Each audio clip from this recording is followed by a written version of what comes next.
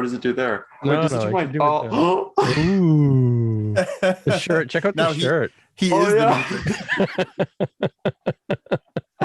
oh, if I get the director, it looks so cool. You should leave that. Oh. Yeah. I have a Doctor Who backgrounds through my WebEx, but I don't know if I have them on Zoom here. But anyway, we're not going to do that today.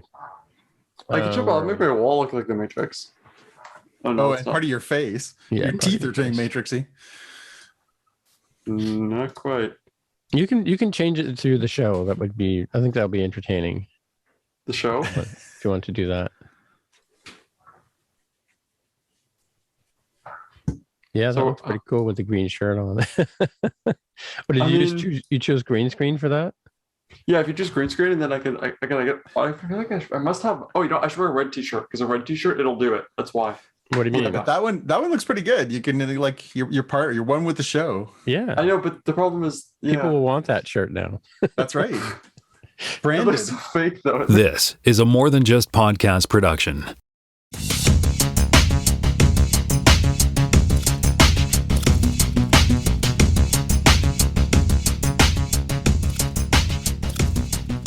Welcome to Spockcast, Season 4, Episode 24. My name is Mitra. I am in Toronto, Ontario, and I'm joined once again over there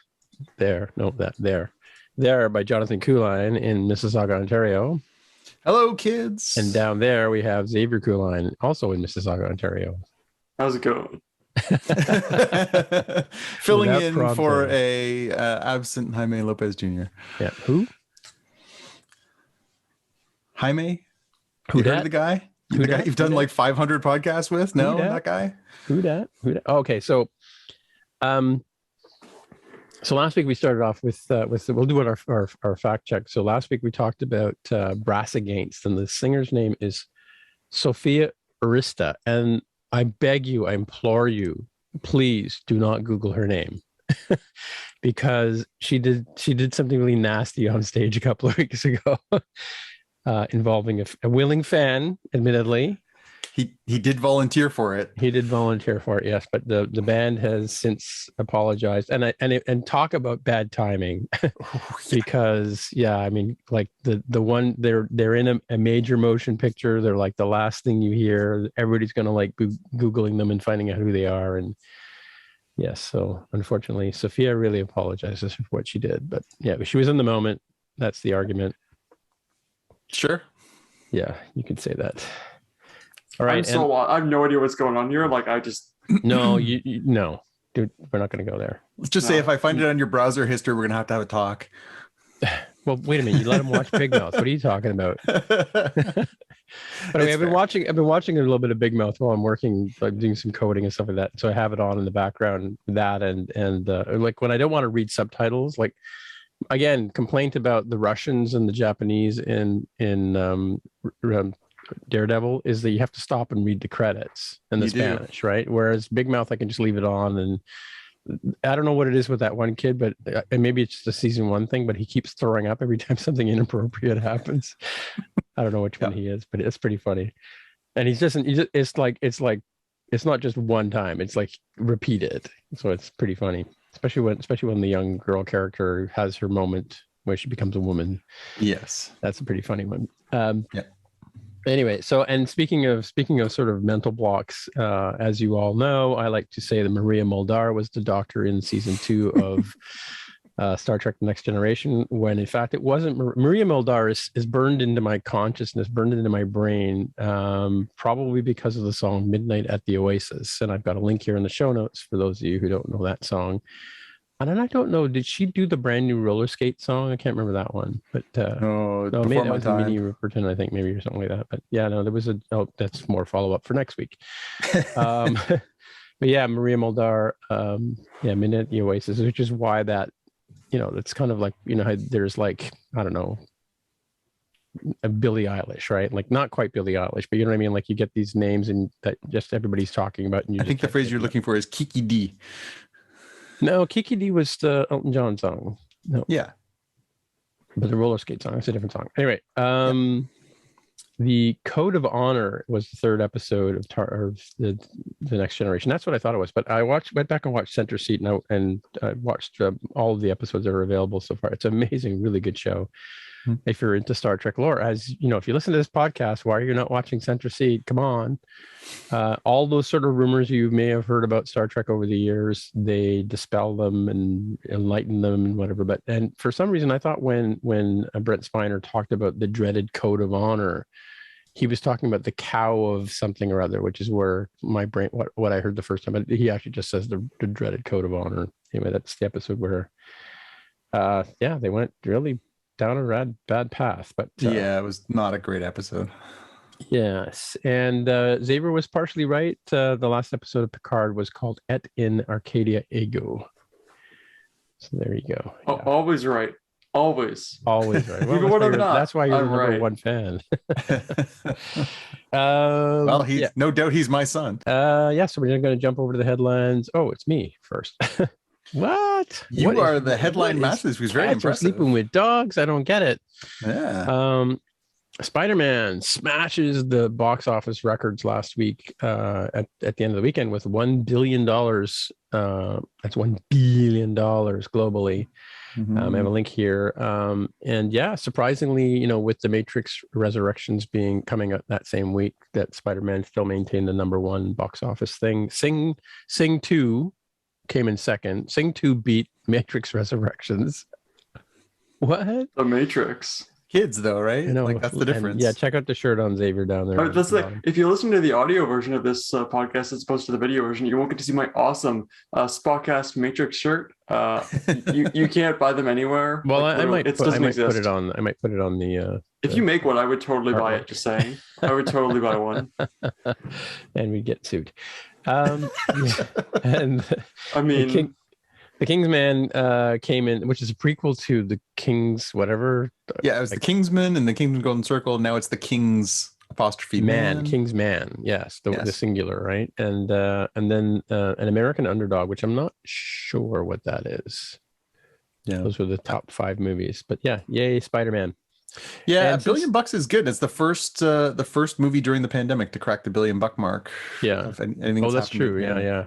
So considering the times, I really do wonder if this had been in a much safer time, how much more that could have made and where that would close out as far as the biggest movies of all time, because it would have to be up there. Yeah. So how did Marvel, for instance, Endgame, like what did they do the billion, like multiple billions or? Yeah, I think they broke 2 billion. Okay. So 1 billion is not too shabby even by normal times.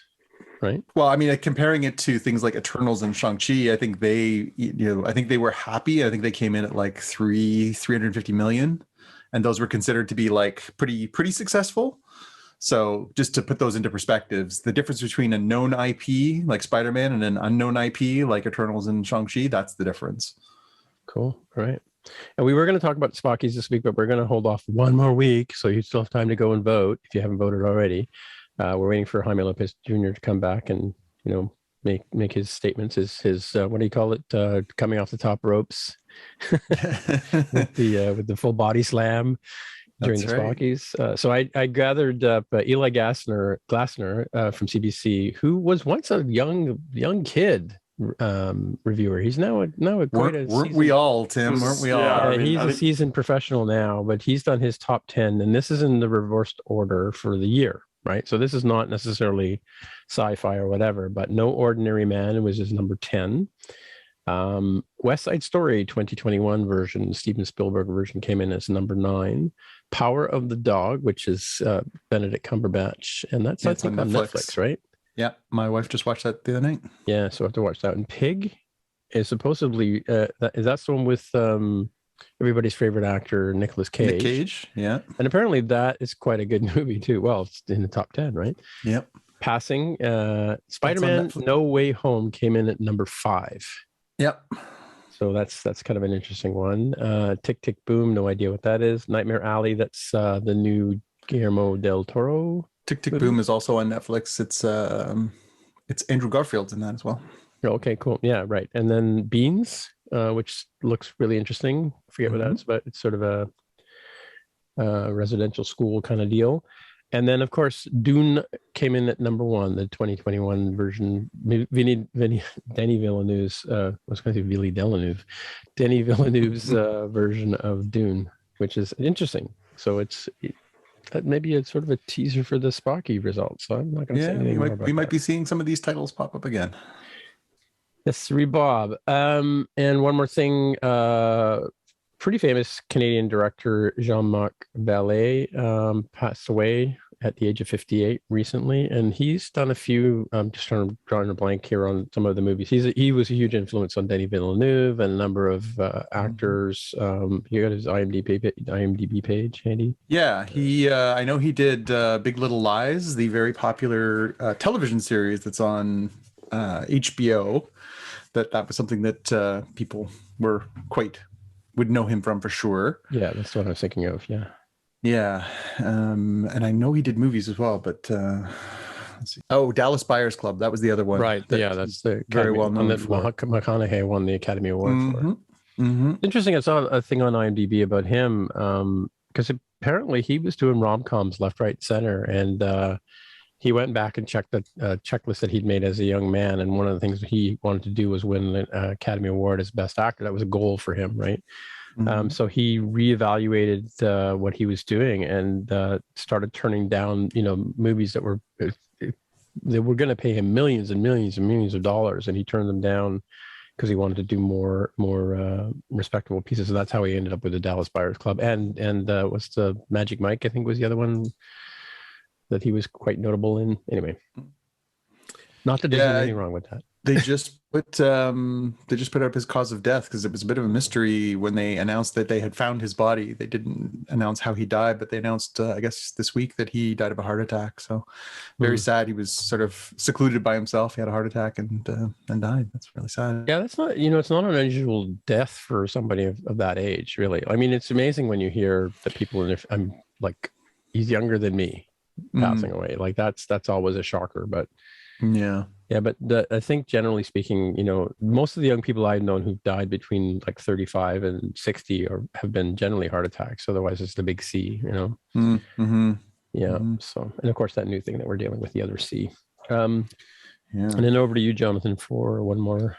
Yeah, the speculation, the fuel to the fire, in this case literal, that has been going around that there's going to be a Ghost Rider revival with Marvel, and part of that revival has centered around who would be playing the character. Now, we got a Ghost Rider in Agents of S.H.I.E.L.D., but that was a different iteration of the character. Now they're looking at the classic Johnny Blaze 1970s sort of, badass on a motorcycle kind of deal. And of course, when you think badass on a motorcycle, the first person you think of is Norman Reedus from Walking Dead. And so there is a lot of speculation this week. He's been playing coy on social media. He's been liking things that have linked him to the role. So there's a lot of speculation that he's going to get the job as Ghost Rider. That's not the same with the Nicolas Cage one, right? Was that Ghost Rider? It's the same characters as those versions of it too. So we'll see which version. There's been a few different characters over the years that have been the Ghost Rider. It'll be interesting to see which version they anticipate doing and how they anticipate doing. This will be the first one inside the MCU proper, of course, right? Because the other ones were sort of pre MCU.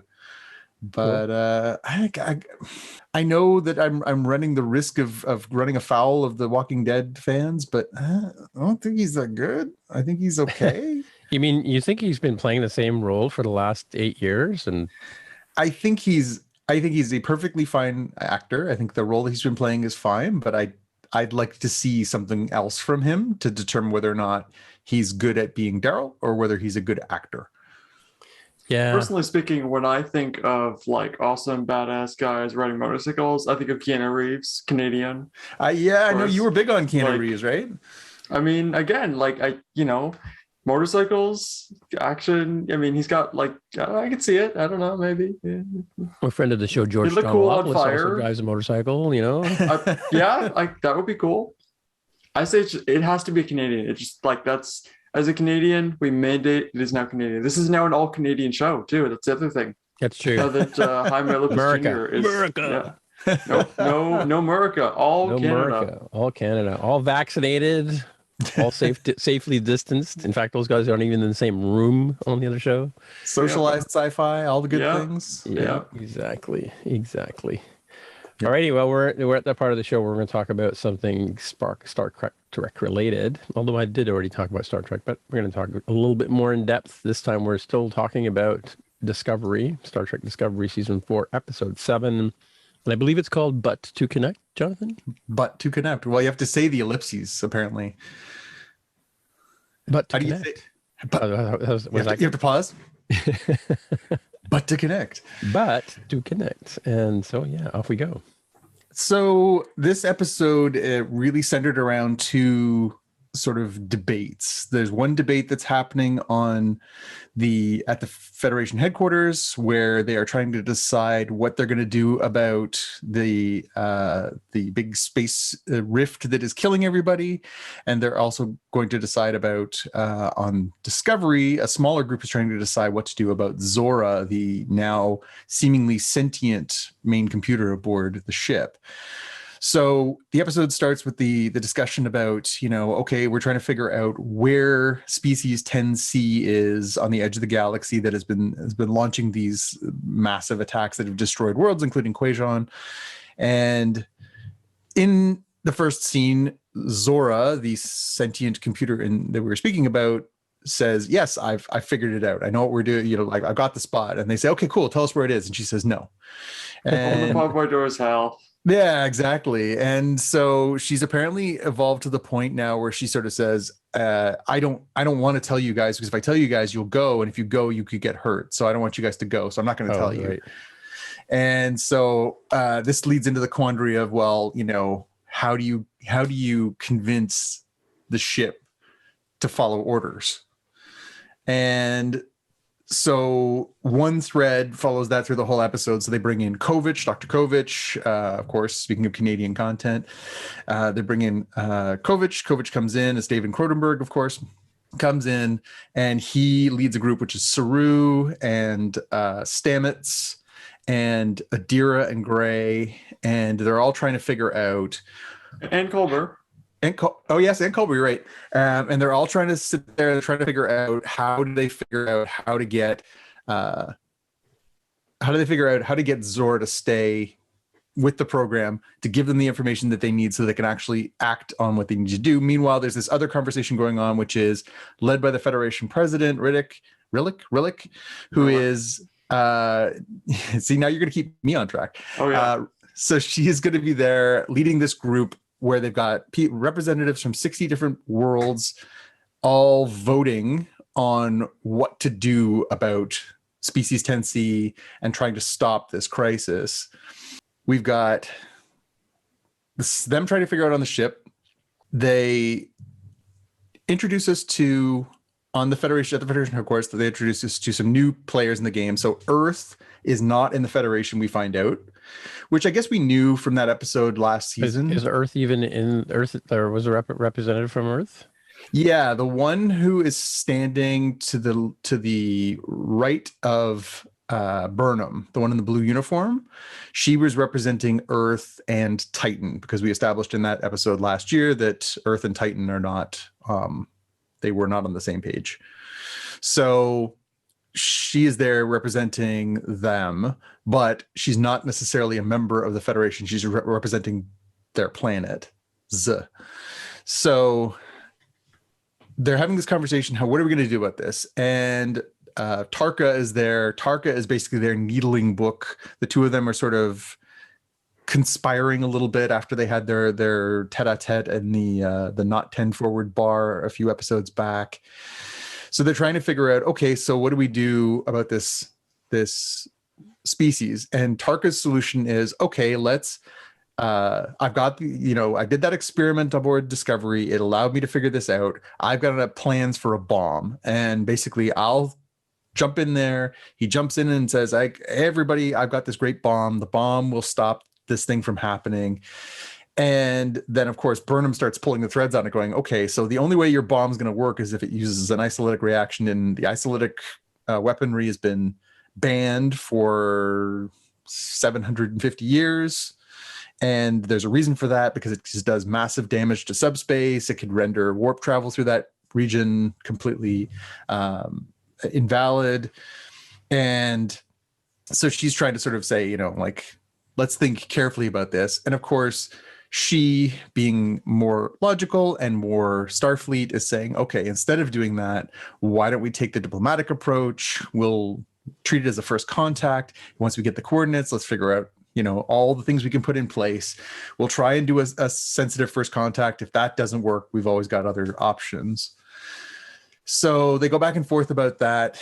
And meanwhile, on Discovery, they're talking about, what could they do about Zora? They sort of say, hey, how do we know that you're not going to, Stamets is playing devil's advocate through this whole thing, saying like, hey, what are we going to do if we can't trust you to share information, to cooperate? How do we do this? And Zora says, fine, I'll give you a kill switch. So Zora creates a kill switch that basically says, if I do something you don't like and I get to that point, you just hit the switch and I'm deleted from the computer and I'm toasted. And of course, that raises the ethical quandary of, well, if she's a living thing, is it ethical? It's a data question, basically, right? It's pretty much, right? So we go through this and she starts talking about her core function, and Kovich is taking a very analytical approach to this whole thing, saying, well, what is your core function? And she says, well, my core function is to protect the crew. And he says, well, who gave you that core function? She said, I gave it to myself. So they're sort of building towards that same idea, exactly what you talk about, Tim. It's basically with the same conversation they had with Data. Is Data a thing or is Data a person, right? Is Zora a thing or is Zora a living thing? And so then we go back to the Federation headquarters. Tarka, finally we get his backstory a little bit. He talks about how he wants to use this type of bomb that he's got planned because he and another scientist who were imprisoned by the Emerald Chain were working on dilithium alternatives, and they are trying to figure out how to get to another dimension where he thinks he will find his friend, and he needs the power of this explosion to basically possibly crack into that other universe. Yeah. It seemed very multiversey to me as he was describing it. It's another universe, not another dimension. Well, he does say both, right? He says there are other universes and dimensions that we're not, because originally because Book says, oh, the mirror universe, and he says there are many more universes and parallel dimensions. Okay. So it's both, right? They don't really clarify what exactly it is. My mind immediately went to Star Trek Generations, right? The whole the Nexus space worm Nexus that goes through space. Yeah. That was, and I was like, man, we've already got a reference to like something from Star Trek 5. Now we're talking Star Trek 7. This is getting very meta here. How many Star Treks are there? 13. 13. Wow. How many of those did they need to make? 5. Okay. All right. About 5. Yeah. Not 1 through 5. Like no. 2, 4, 6, 8, 10. Okay. Yeah. Which one's 10? 10? No, 11. 11 is the JJ one, the first JJ one, which was quite good. Oh, you're counting those. Okay. I think so. All right. Yeah. 10 was the JJ ones. It's the Insurrection one that I thought was like it could have been a TV show. It was a TV show. It was a good TV show. It was a TV show. All right.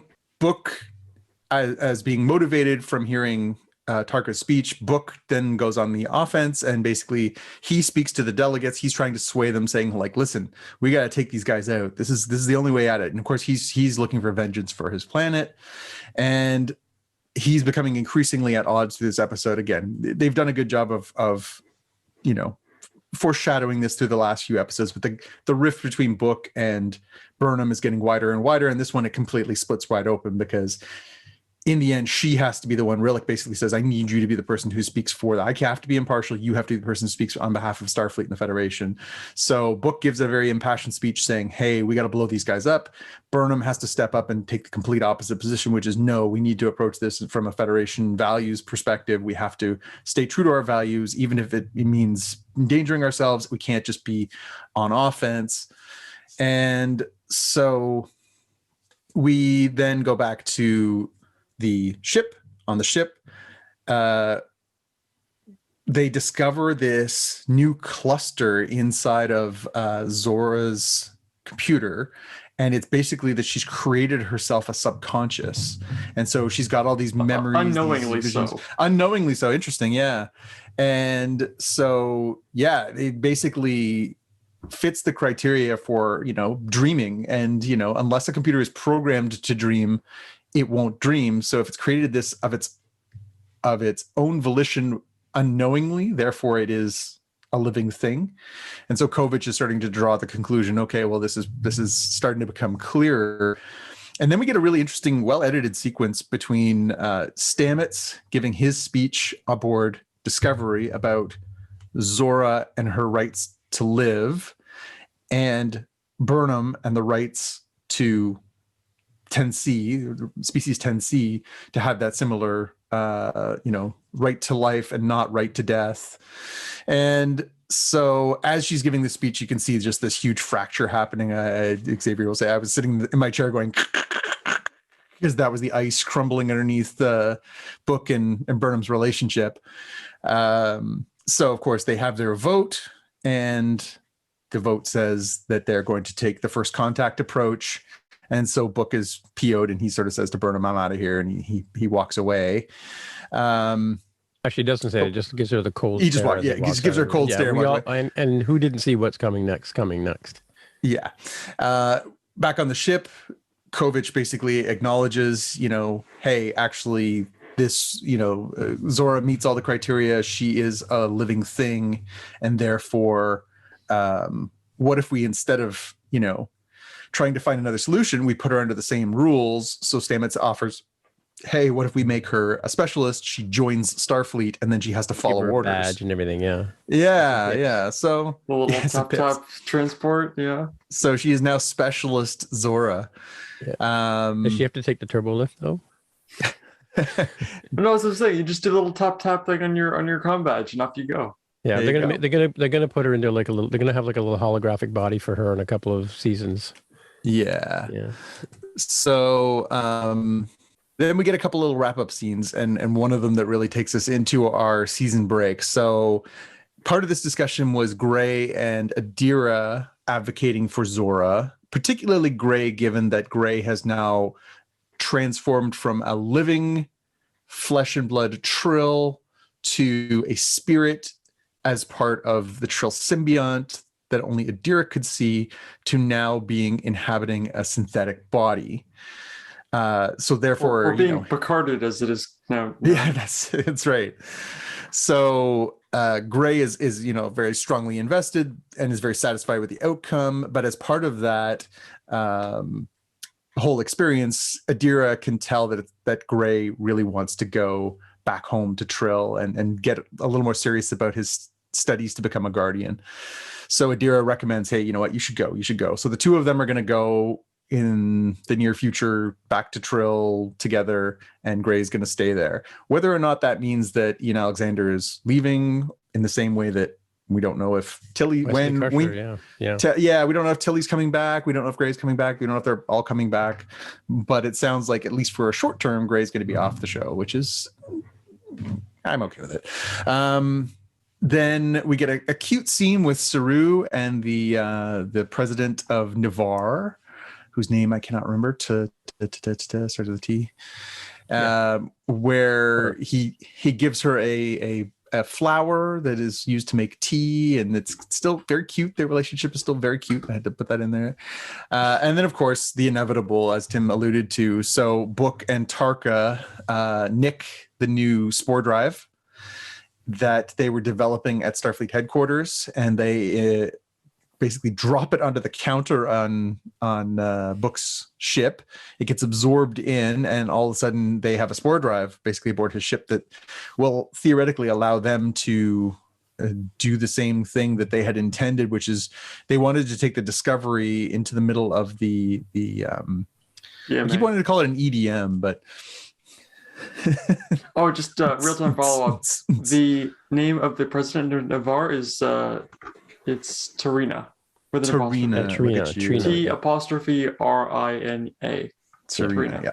So yes, they want to DMA. Yes, they wanted to basically go inside the spore drive, drop this thing inside this device that they had concocted, and then blow it up and then back out. Now they have the means to do that, so they've stolen this thing. They're off and they're gone, and we know it's serious because Book leaves Grudge behind on Discovery with Burnham. Yeah. And then basically Burnham teleports down to the shuttle bay just in time to watch him bolt out of there. And that's the end of the first half of season 1. And we get to see Book's ship do the little twisty thingy, which I thought was really cool. He did a jump. Yeah. So February 10th will be the date that we are now looking forward to as we look ahead to the second half of season 4. I know that 10cc is a really good 70s, 80s music band. Like, how did we get 10C? Yeah, they just sort of dropped it at the beginning. I think it was maybe 3 episodes back. They sort of said, well, we don't know what to call these. So we'll call them 10C. So we'll just call it, yeah. Like, I always wonder, like, they're like, Things for species 10C, it's like, why 10C? Was there a 10A and B? What happens to 1 through, like, I don't know. I just, like, why 10C? Because it sounds like tense. Oh, maybe they can't use 10-4 word. The alcoholic people that we can't find. I don't know. Maybe that's what happened. They got really drunk and made a dark matter anomaly. They were in Voyager. There was species 8472, right? Right. How did they circle around? Now they're like, okay, we're done with it. We got up to the high numbers. Now we got to go back and put letters at the end of those. Yeah. So they're using IPv6 numbers now instead of IPv4 ones. Yeah, really. Yeah. So yeah, it was a kind of what you expected from a mid-season finale episode. Mm-hmm. It sort of sets the stakes for the second half of the season, and it also kind of gives you a little bit of who the players are. So we now know that Book and Tark are in bed together. We've got, Burnham in the group on the other side. We've got Zora, things sorted out. We've got this lingering storyline with Culber and Tilly are taken care of. The storyline with Gray is taken care of. So we kind of cleared the decks for theoretically a more sort of strong push to the finish here. Mm-hmm. What do you guys think? Of course, the question is now, where can we see the second half of the season? Because, I mean, we had a discussion before of like, well, is this break a time to switch over to go from like, oh, you can watch it on like in Canada here, it's on Crave, or you can watch it on our cable TV through our Magic Socialized Sci-Fi. Although no, I don't know, is it part of HBO or is it part of CTV Sci-Fi? Right, CTV Sci-Fi here, which is technically it's a not a free channel, but it's like it's not like HBO. It's not a premium channel. Yeah, right. No. It's part of and it won't be on. I mean, basically, like I think Jonathan rattled off the dates. I think you and I were talking the other day, and you rattled them off, like what the. The episode last week we talked about when things are coming back. So basically, next week is the return of Star Trek Prodigy. Yeah. That is going to run its course. When that runs out, then we segue straight back into the next half of Season of Discovery. When that ends, then we segue into Picard. It's 6 weeks, by the way. It's 6 weeks from today, which is the Thursday, the December 30th. Happy New Year, by the way, to everyone listening to this podcast. Yeah, we're in the future now. We're in the future, yes. Happy 2022. Happy last year. I'm so glad that 2021 is over now, finally. Yeah. That whole thing. Yeah. Yep. But yeah, you're right, Zave. I think I wonder if there's another ulterior motive. Obviously, it's nice for them if they don't double up because then they can stretch that content out and stretch the subscribers out. But we talked about the fact that Paramount Plus is going to be launching in other markets outside of North America in 2022. I wonder if they're going to try and ramp that up in time so that people can catch up and then watch those new episodes on Paramount Plus, as opposed to that. I can't even recall the name of the weird, obscure third party. No, it wasn't Peacock. Well, I'll check through the show notes here, but it was something I had never heard of before. It's not Stack TV. That's the other one. Yeah, Jaime had mentioned it several episodes back that it was going to be on this random I don't know. Let's see. Thing. As I travel back in time, watch me as I travel back in time. This is some good television. Pluto. Oh. Pluto What's TV. Pluto. Oh, Pluto TV. Yeah. Pluto TV is where it is currently airing. So if you're watching it outside of, But is Pluto TV real channel? well, Jaime seems to recognize it, You didn't and get a he is joke? the master. He is the master Okay. of all You didn't get the joke things. that is it really a? It's no longer a planet. Come so on. What I hate. It's not a planetoid. Pluto TV is an American channel. So Pluto TV is an internet television service owned and operated by Viacom CBS Streaming, a division of Viacom CBS. Shocking. Based in LA, California, in the United States, and parts of Europe, Latin America, and Brazil. Yeah, that's where you'll find it if you're not watching it in America or in Canada. But it is owned by Viacom CBS, so theoretically that's like kind of like CBS All Access. Yeah, but this is Paramount where Plus is it was also on kind of like Netflix. CBS All Access. The Star Trek stuff was on Netflix previously, right? Yeah. Worldwide. It was Netflix International, yes. Yeah. So yeah, it might be a good opportunity for that, but I do think that there is something to be said for, we always joke with Jaime that, the goal of these platforms now is to keep giving you content so that you don't take breaks. They want you to keep paying monthly, and they especially want you to get into the habit of not going off and on, off and on, off and on. They want you to stay on as often as possible. So for them, if they know they have this rabid Star Trek fan base, if they spread these things out and they take their time with them, they're going to keep more dollars in their pockets. Right. So that makes sense to me, irrespective of whether or not they're going to have the Paramount Plus internationally or otherwise. Although again, if they can get that up, that's even better because it's more money in their pockets if they can launch that too. So it's the Lopez calculus, we're calling that, right? the Lopez calculus. Yes. Any remaining thoughts on? Well, my one concern, this was a very Star Trekky kind of show because it was a lot of talking, not so much pew pew pew, and for those of us who weren't actually looking at the screen as the show episode was going on, it was very confusing when Stamets and Burnham were doing their talk at the same time. I looked up at the screen and went, "What?" Because it was almost like they were saying one thing, but they were like, it's kind of like they were both saying the same thing, but in different ways. It's almost as if there was a symmetry there and one had to watch the visual medium to understand what was happening. Yes, exactly.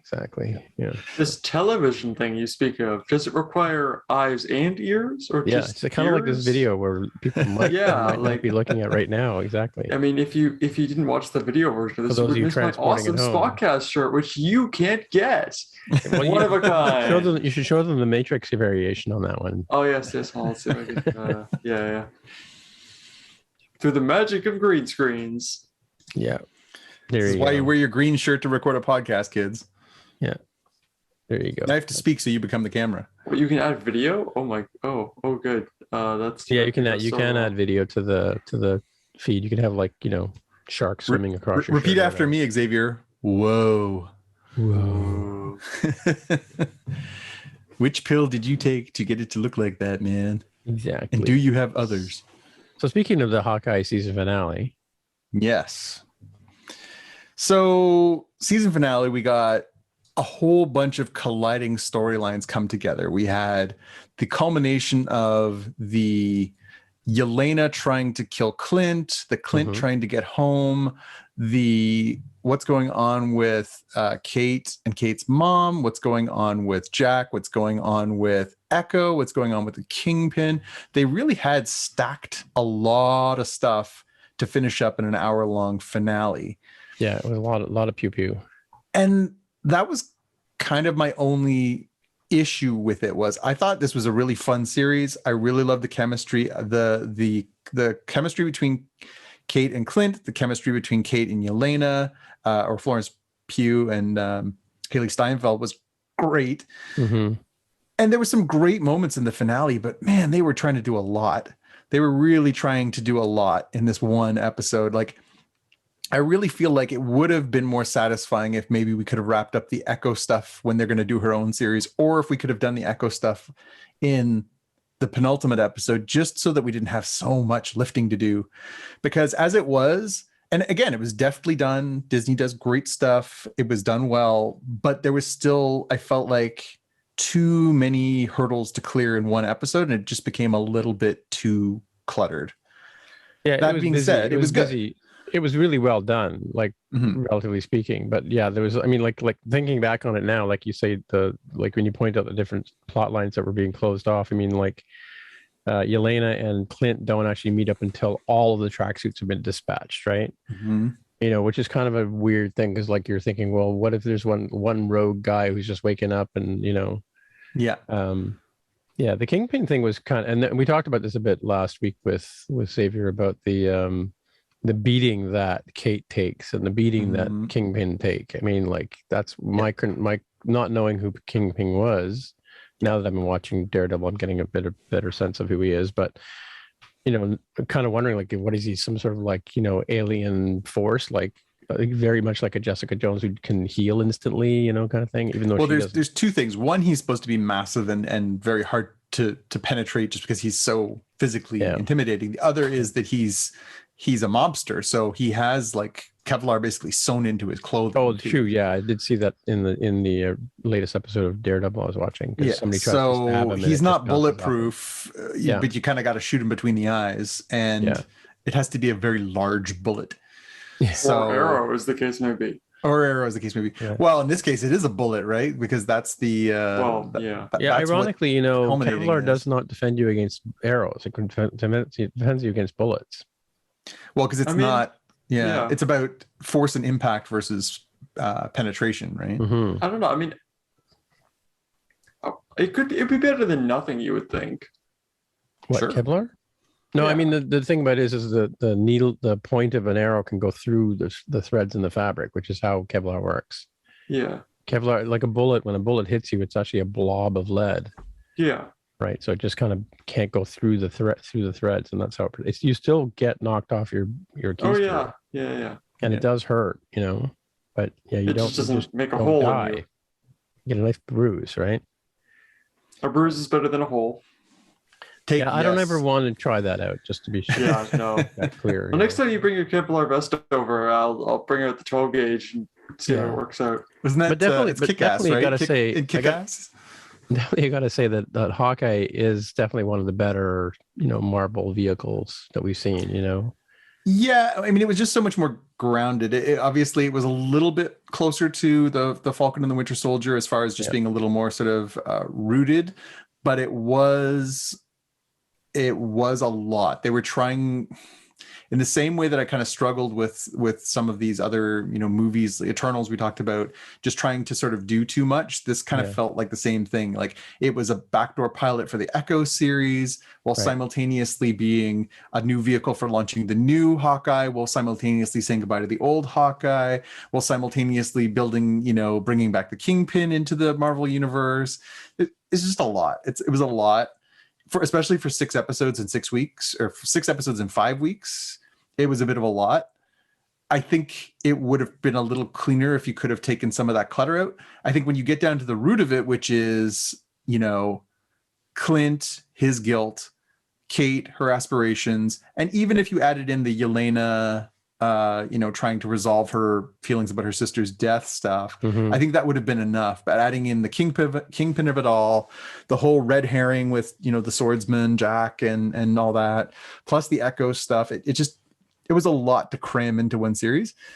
The reason it rose above and the reason that it thrived, I think, was because I think that the actors and actresses were phenomenal. There was some great action stuff.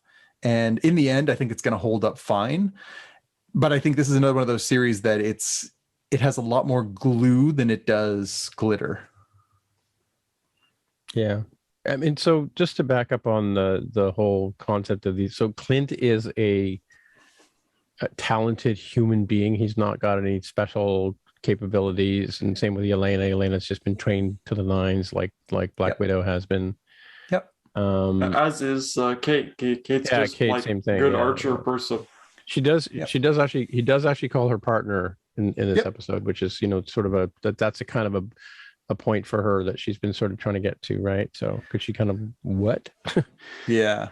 in that one. What was your takeaway from the end of this, where she's trying to figure out what to name herself, and one of the closing scenes there, she says, what about Hawk Girl? What about Yeah, but isn't she going to be? Isn't that you just said she's going to be the new Hawkeye, right? She's the new Hawkeye. Oh, that's what he says. I've got a better idea, and then it closes with the Hawkeye logo. Oh, I see. Right. So the idea is that the torch is then passed. So the question then becomes: is this the last we see of Jeremy Renner? Sure. In the MCU? Yeah, could be. And as such, are you sort of okay because the torch he burned the Ronin uniform too, right? So yeah, but he's still got his new uniform that they debuted this one, which by the way I thought looked ridiculous. I did not like it at all, his new uniform. I thought hers looked fantastic. Hers looked very sort of comics accurate and good. His just looked like he was wearing clothes 2 sizes too small for him. But I thought that's really what most superhero outfits are, is just like tight spandex. Yeah, although hers again seems somewhat pragmatic. Like it had, it looked more armor like and less just like tight fit suit. Yeah, skinny, stretchy. Yeah. But yeah, I think as a send off for Jeremy Renner's character, I don't think this was bad. It does do a good job of passing the torch, and I think if this was the last that we see of that character, and we're just supposed to think he's retired now, he's going to quietly go deaf on the farm with his wife and his kids, that's good. Did you guys, this is the one I wanted to run by both of you. So the MacGuffin of this series was the watch, right? The Rolex. Yeah. Was because we, the suit we got early, the sword he got back. So the question was, what's the significance of the Rolex? And in the end, we discovered that it was his wife's, and that when she flips it over, you see the SHIELD logo and it says Agent 19. So Agent 19 is the code number for Mockingbird, who is a very famous comic book character, famously married to Hawkeye for a long period of time in the comics. Therefore, we're supposed to get that his wife was at one point a SHIELD agent, as at one point was Mockingbird. Right. Did you guys get that in the moment? No, I didn't know. None of that. Now that you explained it, obviously I understand, but I've never heard of the character. I've never heard of Agent 19. I'm not familiar with Agents of S.H.I.E.L.D. Again, maybe if I'd watched the TV show, it would make more sense, but did they cover Mockingbird, Agent 19? I guess it's something they cover in Agents of S.H.I.E.L.D.? No, I don't think so. Mind you, I stopped watching Agents of S.H.I.E.L.D. It got really, really boring there. Okay, because I was like, I felt like, I don't know if that was I missed something because I missed a show, or if that's I missed something because I haven't read the comics. Because again, if you don't have that knowledge from, I guess, the comic books, then does that really make sense? Because you just be like, oh, okay, it's a watch that does the SHIELD logo on it, and you're supposed to assume that, I inferred that meant that she was supposed to be a SHIELD agent. It was just a question of whether, the significance of that it was the, Agent 19, or that, what that had to do with Mockingbird. I think that's the kind of thing you might only know if you'd read the comic books.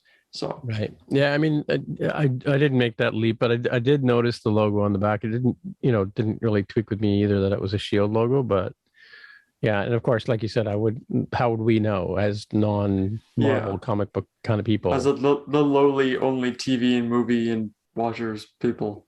And to be fair, it's not something that, even Agent 19, not every comic fan even knows that. I happen to own and have read a comic where she debuts a long, long time ago.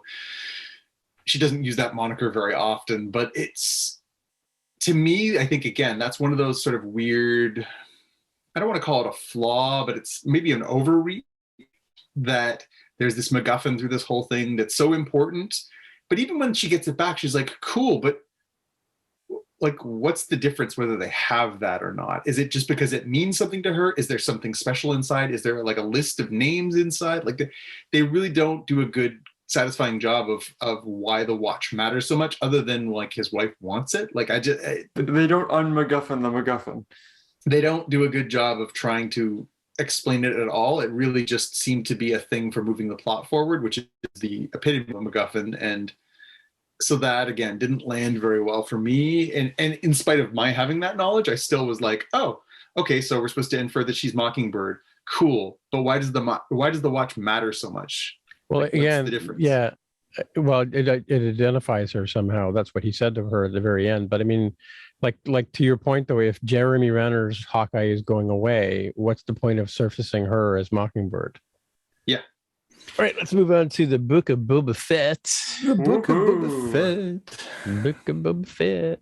So this was an episode where I guess it answers a lot of the questions like, okay, he died in Return of the Jedi, and then he returned in Mandalorian, and What how happened did he in get between? out of the Sarlacc pit, and and a number of things, and like the whole, I mean, spoilers for people who haven't seen it, I guess. The whole series with the Tusken Raiders, where he's trying to survive that ordeal. He gets kidnapped, he survives, he makes friends with this young Tusken Raider. I don't know if that comes back later on. It seems that we see him in The Mandalorian. He looks like he has been living a hard life, but he's also mastered the gaffy stick, which is the weapon that they use. Okay, right. Because he uses that to beat the tar out of a bunch of stormtroopers in The Mandalorian. So we know that he must have gotten some training at some point on how to use a gaffy stick. And so here, I guess, is where we're sort of building that bridge to how he survived, what happened to him afterwards, and then what he's been up to in the intervening time, which by our maths works out to be about 5 years. I was going to say, like, because they didn't try and de-age the actor. Like, are we supposed to think I was going to ask you about a time reference here. Does the Mandalorian must come right at the end of Mandalorian is supposed to be 5 years after Return of the Jedi. So it's the Empire has fallen. There are still pockets of it out there. The New Republic has been formed, but it isn't everywhere yet. And now they're trying to sort of bring the rest of the galaxy back to heel, while at the same time we know that Palpatine is theoretically alive and has been cloned and is sort of working to rebuild the First Order out on the fringes of the galaxy. So that's what the whole Grogu's blood stuff all sort of adds up to, right? They're trying to basically extract midichlorians and clone a So new I have emperor. one sort of inappropriate question that I've often wondered about, having seen Star Trek, Star Wars, whatever. When Boba Fett goes and finds Jango Fett's helmet, Why doesn't his head fall out? Why doesn't the head fall out? Yeah, I've seen people do that on Photoshop, where there's the scene where he picks it up and holds it like this, and you just see the head roll away. Yeah, I had the same thought as I watched that. I was like, "That's a meme." I don't understand why the bloody stumped head doesn't just fall out. But yeah, because I mean, like, why would you mourn your dad's helmet? Like, maybe he took it off because he was sweaty, Well, I think he's supposed to have looked over and seen his decapitated father. So. Oh, maybe, I guess. Yeah. But wouldn't you go and hug your decapitated father's body? I don't know. What would you do, Zave, in that situation? What would you do? Yeah, if you saw my head and Just empty his pockets and get his Visa card and walk away? What? Yeah. I'd go back to the house that I now owned and the car that I now owned. You'd be going, sweet, iPhone 13 Pro, yay. Yeah, and then sweet, $100,000 of comic books I can now sell. Woohoo! I'm set. Good to know where you're at, son. I got to be honest. As a first episode, I thought this was pretty weak. Really? It didn't blow me away. Didn't blow me away. No. I thought they kind of rushed a little bit between the two source storylines. I don't have a clear direction of where it's going, other than like they're going to tell you these sort of two parallel tracks of where he was and where he is. I mean, I'm in. Obviously, I'm in. It's not like I'm going to be like, to hell with this series, but it really did not grip me in the way that I was hoping. Yeah. I think as a longtime Star Wars fan who's read plenty of expanded universe comics, whatever, the idea of him getting out of the Sarlacc in what was probably 30 to 50 seconds of this episode bummed me out. I just thought it should be more of an ordeal. He literally like wakes up, is like, oh, I was knocked out. I'm inside of a Sarlacc. This sucks. Oh, I'll just get a breath of fresh air from this guy over here, and then I'll burn my way out. And then I'm out. Like, it just felt really not as well told as some of the expanded universe material about how he had to endure that. Oh, really? Okay. Well, yeah, that's a different perspective, I guess. I mean, for me, I kind of wonder if some of this background stuff shouldn't have been done in episode 2 or 3. I don't know how many episodes they're doing, but I mean, like, kind of like you want to establish him as a badass guy. You want to establish him, and I've forgotten the name of the new character, taking over Jabba's, Fennec Shand, yeah. taking over Jabba's, what do you call it? What do they call these guys? Well, he's a daimyo. He's a warlord, basically. He's taking over a crime his, lord. Taking over his syndicate, right? Yeah. And establishing himself, like he's got to walk through the town and not get carried through like a whatever. Like he establishes like a sultan, he establishes that he's going to be slightly different. I mean, they could have spent the episode doing that, or whatever they're going to do in episode 2. They could have done that this time, and then satisfied those of us who were thinking, well, what about the Starlock pit, and what about how did he learn to use the stick and all that kind of stuff? Like when did that happen, right? So I mean, I looked at him and I thought, when did his face get all burned up? That was never addressed either, right? Yeah, although I think the idea is that that damage is supposed to happen between being inside the Sarlacc pit and also being exposed after that, right? They basically are leaving him out in the sun or whatever. Yeah. Okay. I thought his face was scarred during that whole period there.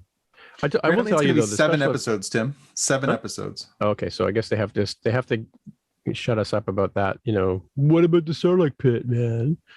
Early, I guess, to get that done. I mean, I didn't not enjoy the show. I thought it was pretty good. It's pretty Star Warsy, so.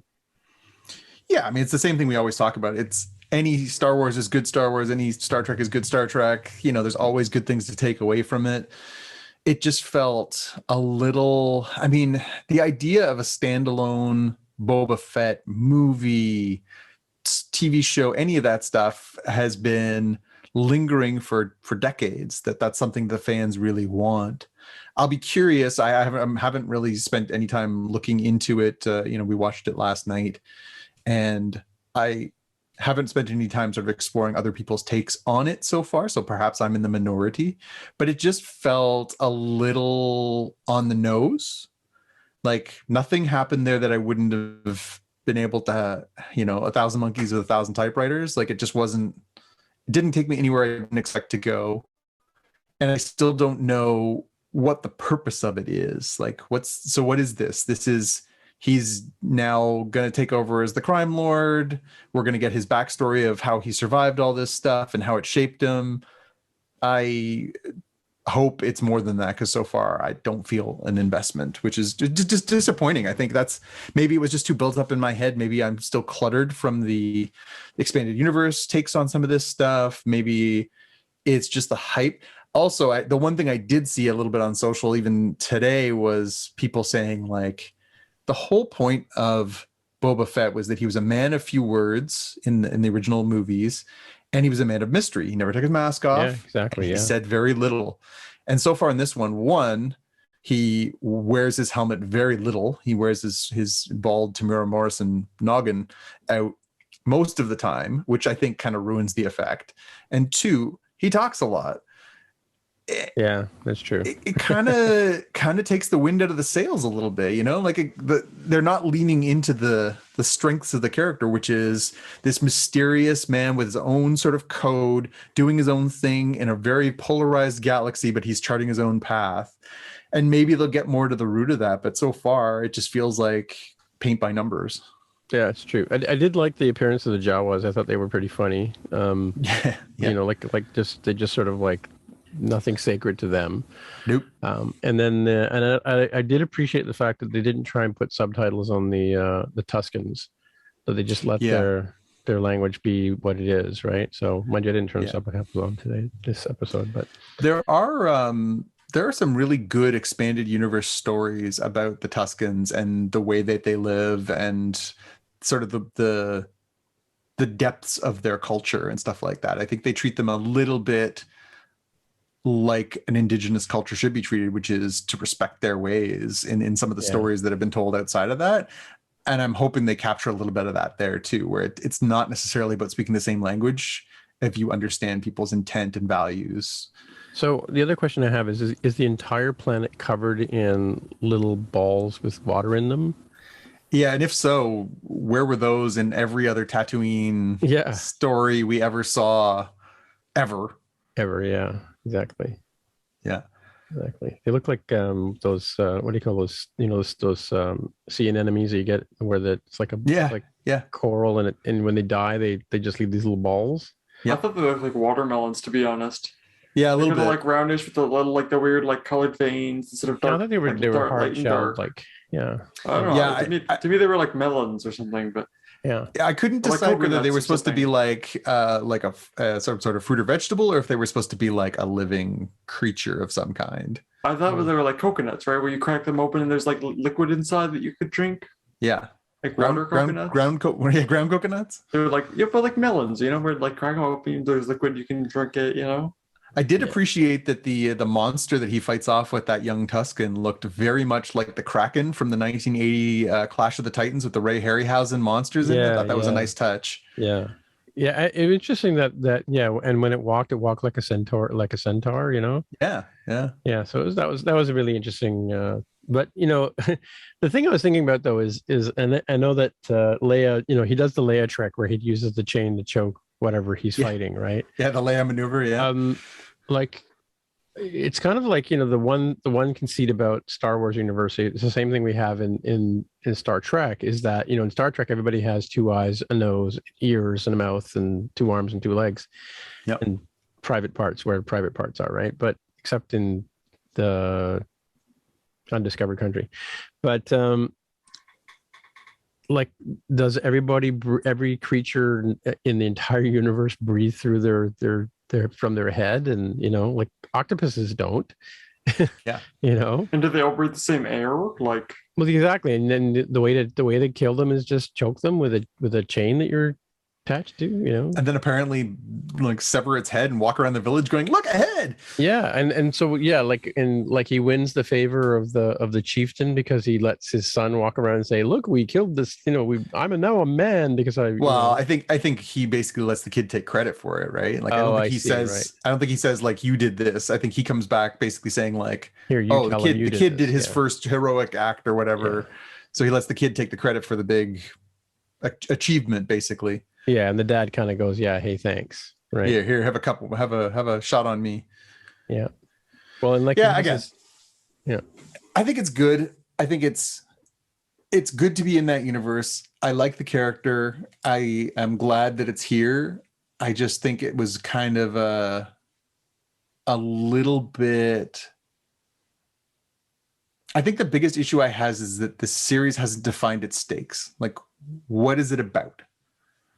If all it's about is let's talk about where he was and what he's doing now, and what he's doing now is trying to build his own crime syndicate, and he's going to come up against other bad guys, and like, it's fine, it'll be fine.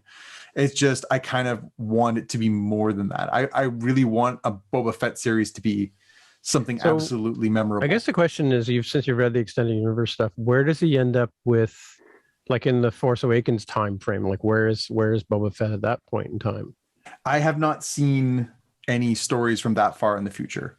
So the stuff that I've read in book form and then in comic book form are all set in this sort of time frame, like with the few years after. In different iterations, he survives the Sarlacc pit for different reasons, depending on which interpretation you read. He survives, and then he basically goes back out and resumes his bounty hunting career, the wider career. It doesn't go this path of wanting to start his own crime empire and stuff like that. And it puts him into conflict with the other bounty hunters, so he encounters some of the other sort of menagerie of those people. And it really doesn't have this same arc. But the root of all of them is that he's kind of changed by the experience of surviving something as deadly as being swallowed by a Sarlacc, and it does do pretty serious damage to him, which I think they capture here with him having to keep putting himself back into that back to tank. Yeah. I thought I kind of thought he was in that just because it's kind of like a rich man's thing to do, Yeah.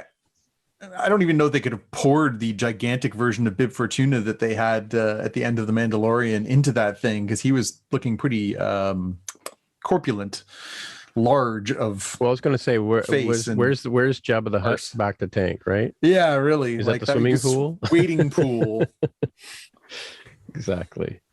What about you, Zave? You're a little bit sort of more disconnected, and obviously, you know, the Return of the Jedi is ancient history to you. What was your take on this version of this? Yeah, I mean, I thought it was good. I agree with you. I don't think it was like, I didn't blow my socks off. It wasn't like, oh my god, this is amazing, I can't wait for more. It was like, this is good. Like, I'm fine with it. It wasn't like this is bad, but I wasn't like eager for more, you know. And if I was, it was more like, I want to see them, like, I want to see the rest of this because I want to see if it gets better, you know. Like, I think if this was it and I never saw it anymore, I'd probably be like, it was fine. Like, not much happened. I think I'm sure over the course of the 7 episodes it will play out more. I think this was a very sort of just getting your feet wet. Like, there was very introductory, very surface level. So hopefully over the next couple episodes they'll go into more detail about how all this plays out, and we'll get some more in-depth look at this stuff. Until then, I'm like, yeah, I mean, again, I think it's hard to just something like this, especially at the beginning, because it is a very surface level thing, right? Like, it's sort of like, okay, here's what's happening, and now we'll continue with this over the next episode, you know, 2, 3, 4. But don't you want that first episode to hook you? Don't you want there to be a beyond just, like, again, it shouldn't be enough that the character is the hook. That's, I think, where that's what I'm saying. I'm concerned is just saying, we're doing Hawkeye, we're doing Captain America, we're doing Boba Fett, we're doing Jabba the Hutt. Like, that shouldn't be enough of a hook. It is, unfortunately, but it shouldn't be enough of a hook. It still should be using the tools of good storytelling to bring you in so that you care about what's happening to that character, not just that the character is there. No, and I absolutely agree with that. I'm just saying, I think that they're sort of looking at this as like the first episode isn't so much a hook, it's like I don't know how to say this. Like, my hope is that over the course of the next couple episodes, more will happen and I will become more engaged with the material. Well, here's an example. Here's an example. Like we've talked about Witcher on the show. I watched maybe 20 minutes of Witcher, and I have not watched an episode since. Right, and then what was the one I watched the other day? Wheel of Time. I watched about 5 minutes of the Wheel of Time, and I haven't gone back to it since. I mean, I think that's what we're talking about. Is that there needs to be some reason, some compelling reason, other than the fact that it's Star Wars, why you want to come back, right? So and yeah, I think Jonathan may be right. Maybe there is no compelling reason. I mean, it was better than, I tell you this, even taking off my Star Trek fan hat, Star Wars fan hat, I should say. Star Lost hat. Space 2099? Yeah, Space Adventure show. I mean, even Space 1999 had you hooked on the first episode, right? Like, you know, they blew up the moon, and and think about even like the first episode, the pilot of Battlestar Galactica. Like, man, that is a sales pitch. You want to see what happens, right? Yeah, exactly. Not Firefly. The movie, Firefly is even better when it's out of horror, I'm told. Like, I mean, you know what's better than the first episode? This is the first thing you get to see. Not the first episode is the best thing to see. Definitely that. Well, can you imagine, like, what was the first episode of Firefly? I think it was the second or third episode. Was the Train Job, I think, was the first one they aired. Sorry? Which, again, is a phenomenal The Train episode. Job, the one where they steal, they break into the train and they steal stuff, but you have no idea who the characters are, what's happening. But it's a great episode with great characters, great acting, great chemistry, and it'll get you hooked. You might be like, I don't know what's going on. None of this plot makes sense. But if you're like, hey, this is interesting and fun and I want to see more, maybe you'll stick around to watch episode 7 and then 1 and then Jabba 2. Or not Jabba. Boba Fett and his partner Fennec. It was compelling enough to watch, you know, and sort of the way he sort of, you know, gets the 2 Gamorrean guards to side with him was kind of the two sort of threads that they start to weave as you go through this are the one where the mayor's vassal shows up and basically says like, oh no, we don't bribe you, you bribe us, and you're going to be getting another visit soon. So that's obviously setting up a conflict with the mayor of Mos Espa. And then the other one is you don't cast Jennifer Beals as the Twi'lek, the with the 2 things out the back of her head. You don't cast an actress the caliber of Jennifer Beals in that role unless she's going to have a lot more to do. Right. Yeah. So those are the sort of 2 possible future points that this goes, but again, not not a lot of hook, not a lot of sizzle and not a lot of steak. So hopefully season 2, episode 2 comes back strong and we get a little more to dig into. But again, any Star Wars is good Star Wars. Seeing Boba Fett, the bit where they, any Star Wars is good Star Wars. No, let me take that back. Episode 9, come on. Who said that? Episode 9, that's not the worst one. Episode 9 Rise of Skywalker? Pretty close to the worst. Attack of the Clones. Okay, but episode 9 of the new trilogy is horrible. Yeah, it should have been Darth Maul as the baddie. Yeah, that you're applying logic. Oh, and we're forgetting the best part of this premiere of Book of Boba Fett. Matt Berry as that robot, as Boba Fett's robot assistant friend. Like, yes, come on, Matt Berry, Douglas Renham. Sure. Yeah, lots we were of joking. lines we can't say. Yeah, that's right. Damn these electric sex pants. Redacted. No, you're allowed to say sex pants on the show. You can't use anything more graphic than that. Yeah, we were joking because Richard Ayoade from so Xavier and I and our whole family, I think our favorite sitcom of all time is IT Crowd. Mm-hmm. And Richard Ayoade played Zero, one of the bounty hunters breaking into the prison in season 2 or season 1 of Mandalorian. Now we've got Matt Berry, who is also one of the stars of the show, playing one of the robots working for Boba. So we were going to be really, really supporting Catherine Parkinson and Chris O'Dowd, the other 2 remaining main characters from that show. We want them. Hear us, Disney Plus. We want Chris O'Dowd and Catherine Parkinson in some capacity on this show. Yeah, exactly. Cool. And then at some point, an adventure for those 4 characters for no explicable reason.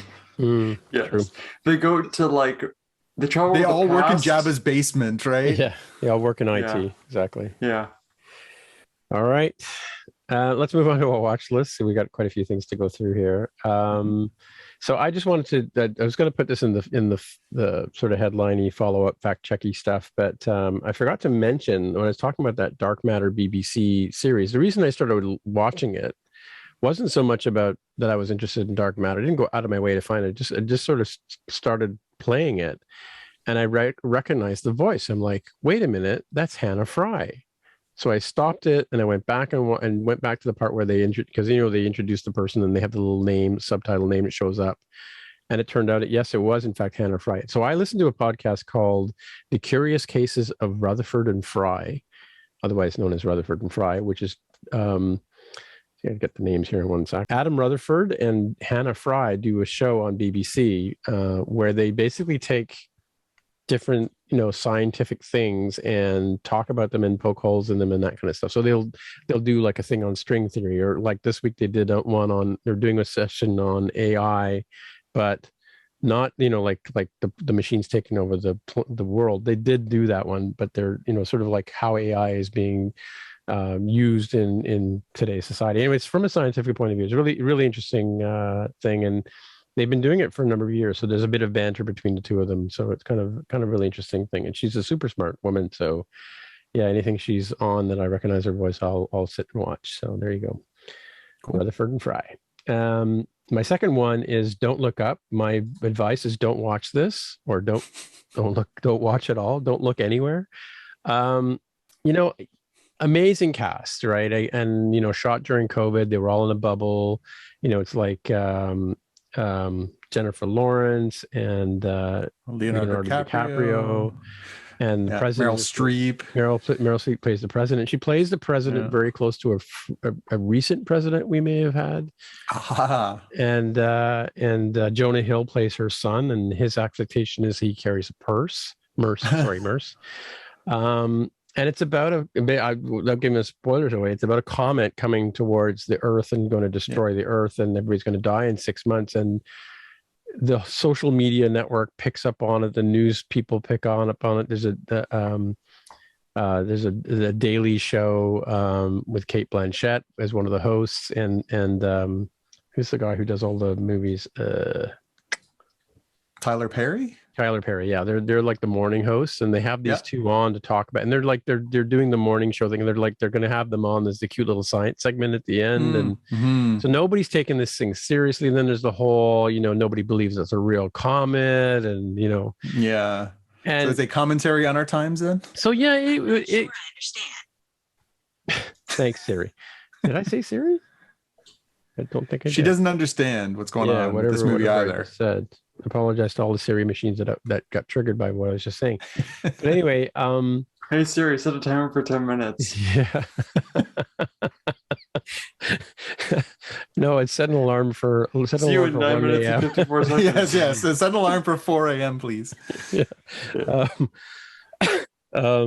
We're very sorry. Amazing cast, interesting story, but you know what? It was just painful to watch. I mean, I think maybe, and people are loving it, and I don't get it. So is it that they're not loving the?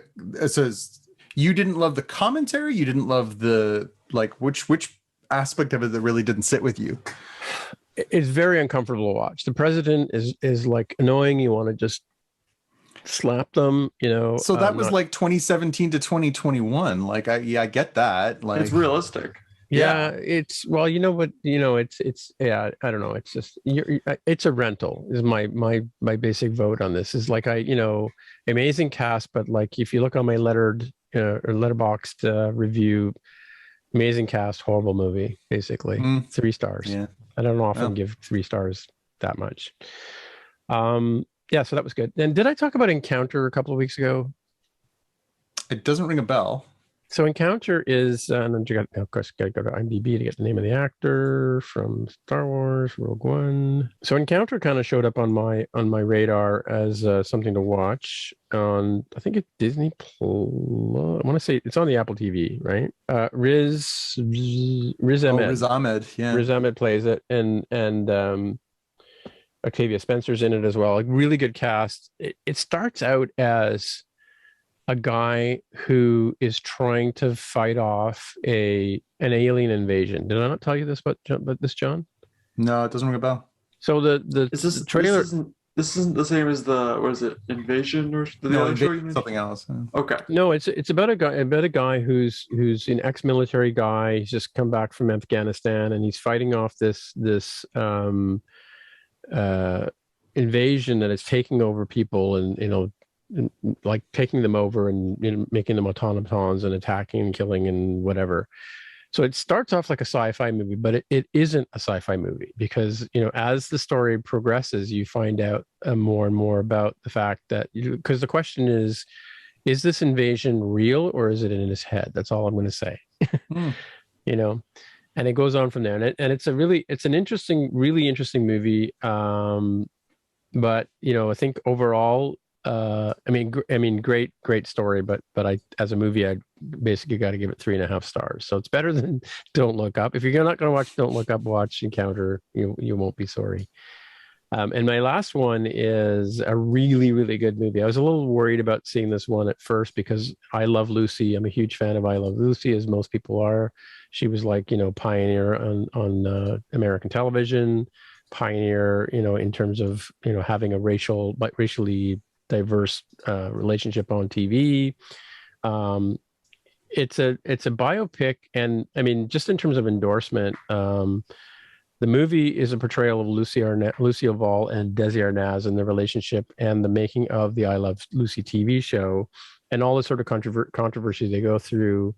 There's a question about Lucille Ball's past that gets unearthed during her career, which is a famous story. I'm not going to go into, in case you didn't know it, because I didn't know it, and about Ricky Ricardo's infidelity and that kind of stuff. Not Ricky Ricardo, Desi Arnaz's infidelity. But the thing is, like, it was endorsed by Lucy Arnaz, which she's the daughter of these two people, and if your kid who lived with you endorses this portrayal, it's pretty good. Now, I was a little like I didn't recognize the actors from the poster, whatever. But when I tell you that it's Javier Bardem plays Desi Arnaz, and Nicole Kidman, plays Lucy. Yeah, Nicole Kidman is bang on. Like you know it's Nicole Kidman at first, but after probably after about 10 minutes, you're like, she's Lucille Ball. She's got the intonation, the voice down, and she even switches, like, you know, because she's got the Lucy, you know, banter when she's just talking normally. Like, if you've seen her on Johnny Carson, I mean, like, Lucy was in all of our living rooms for many, many years. Even after I Love Lucy went away, she had a bunch of shows after that, right? Like Here's Lucy was one as well. So very well known for people of my age, I guess, and perhaps older, as a star. But when she's Lucy on the show, like Lucy Ricardo on the show, her voice changes and her portrayal, she becomes very cartoony. And Nicole Kidman like just switches it on and off as needed. And it's a really, really good story. And you know, a lot of interesting story background about Lucy. And I heard the other day that, you know, we're a fan of Lucy here on the show because she's the reason why Star Trek exists, because Desi Liu produced this as well. And now, you may also not know this, Jonathan, but, you know, if you're a fan of Tom Cruise in Mission Impossible, you have Lucille Ball to think about that. Thanks for that, because she Desi Liu also brought out paid for Mission Impossible. But she also was, I found this out last week, she's also partially responsible indirectly for The Twilight Zone, because she gave Rod Serling his first job, and it was off the strength of that first job that he got Twilight Zone. Yeah. So she's really, I mean, you know, also a spokesperson for women. I mean, she physically got pregnant, and they were going to have her holding bags of laundry and standing behind furniture for, like, you know, for an entire season. And she says, no, we're not going to do that. Desi Arnaz was behind this too. No, she's going to have a baby on TV, like, not birth the baby. In fact, it turns out that the birth of little Ricky which ironically wasn't little Ricky, it was Lucy Arnaz. Yeah. But the birth of little Ricky was one of the most popular watched shows on television. I mean, if you think about it, like 60 million people watched I Love Lucy. That's a lot of people. I mean, again, this is a monoculture, right? This is when there was, you know, only 3 channels, and there weren't that many people around to watch TV, you know, like it's not like, think back to like everybody who had a television set, that's what they watched, right? Yeah, that's true. But yeah, right. But interesting, because they do talk about her prior career as well. So definitely, if you're into it, it's a really good, really well done biopic. They kind of bounce around a lot, but it's done very well. So. One of the questions I heard raised about it, and I think you'd be a good perspective, actually both of you here as a great perspective. So I'll start with you, Tim. Yeah. So this movie is about something you are familiar with, right? You knew I Love Lucy. You watched it as a young person. Yeah. And so you knew who she was. Yeah. I am just that much younger than you, where she was not nearly in the public spotlight as much. Mm-hmm. There was still like I Love Lucy in reruns, but it was something that was like old and black and white, and we didn't really care too much about it. But that is not to say that I didn't know who she was. She was still famous. Xavier being, you know, 30 years younger than me, what did you know prior to this conversation about Lucille Ball? I'd heard of I Love Lucy. That's about it. Like I heard like I Love Lucy was like, yeah, that's the thing I've heard. That's about it. Yeah. Like no idea who she was, no idea anything about her. She had a pet dinosaur, and she, you know, wrote on a stone tablet, and yeah. I mean, again, like honestly, if you like, yeah, he may not know you're joking. So no, but seriously, like again, I don't know. Like I have no context, right? This is like far beyond my time, and it's not something that's really exists in like the modern. Like it's like Friends, right? Friends was before my time, but it's still something that people my generation care about. This is sort of before that, you know. Like for me, it's in terms of perspective, like the 50s rock and roll music, like, you know, the Bill Haley and the Comets and all that kind of stuff. I like when I was your age. I mean, that to me was like foreign. I didn't understand why people like that stuff. And now I'll listen to it all day long, you know, twice on Sunday. Well, again, that's not to say that I wouldn't like it or that I'm not interested. It's I'm just saying, I get that, like it's old people stuff, right? No, I get that, because I mean, like my parents' friends would have played rock and roll when they were kids, you know, like kind of thing, right? Yeah. You know, so that's the one thing I did question about this. As I saw that they were making it, and there was a little discussion about it being made, because I guess Nicole Kidman got the job because Kate Blanchett backed out. And so when I heard they were doing this, I thought, well, that's interesting, but who the heck is this for? And I remember the same thing. So when I was a journalist, one of the films that I covered when I was out in Los Angeles was The Bucket List. You recall The Bucket List? It's a Jack Nicholson, Morgan Freeman. Yes, I watched it. It was quite good. I very much enjoyed that. I haven't watched that one yet either. So it's good. It's very good. It's actually a pretty good movie. Two really fine actors, and it's not bad. But I remember having a conversation sitting around a table with a bunch of other journalists, all who wrote about movies full time. And they were like, this is a good movie. Who the hell is this for? Because it starred two guys in their 70s. And it was about that time when you're thinking about the end of your life. And people don't want to go to the movies to hear about that kind of stuff. And also, it skews much older.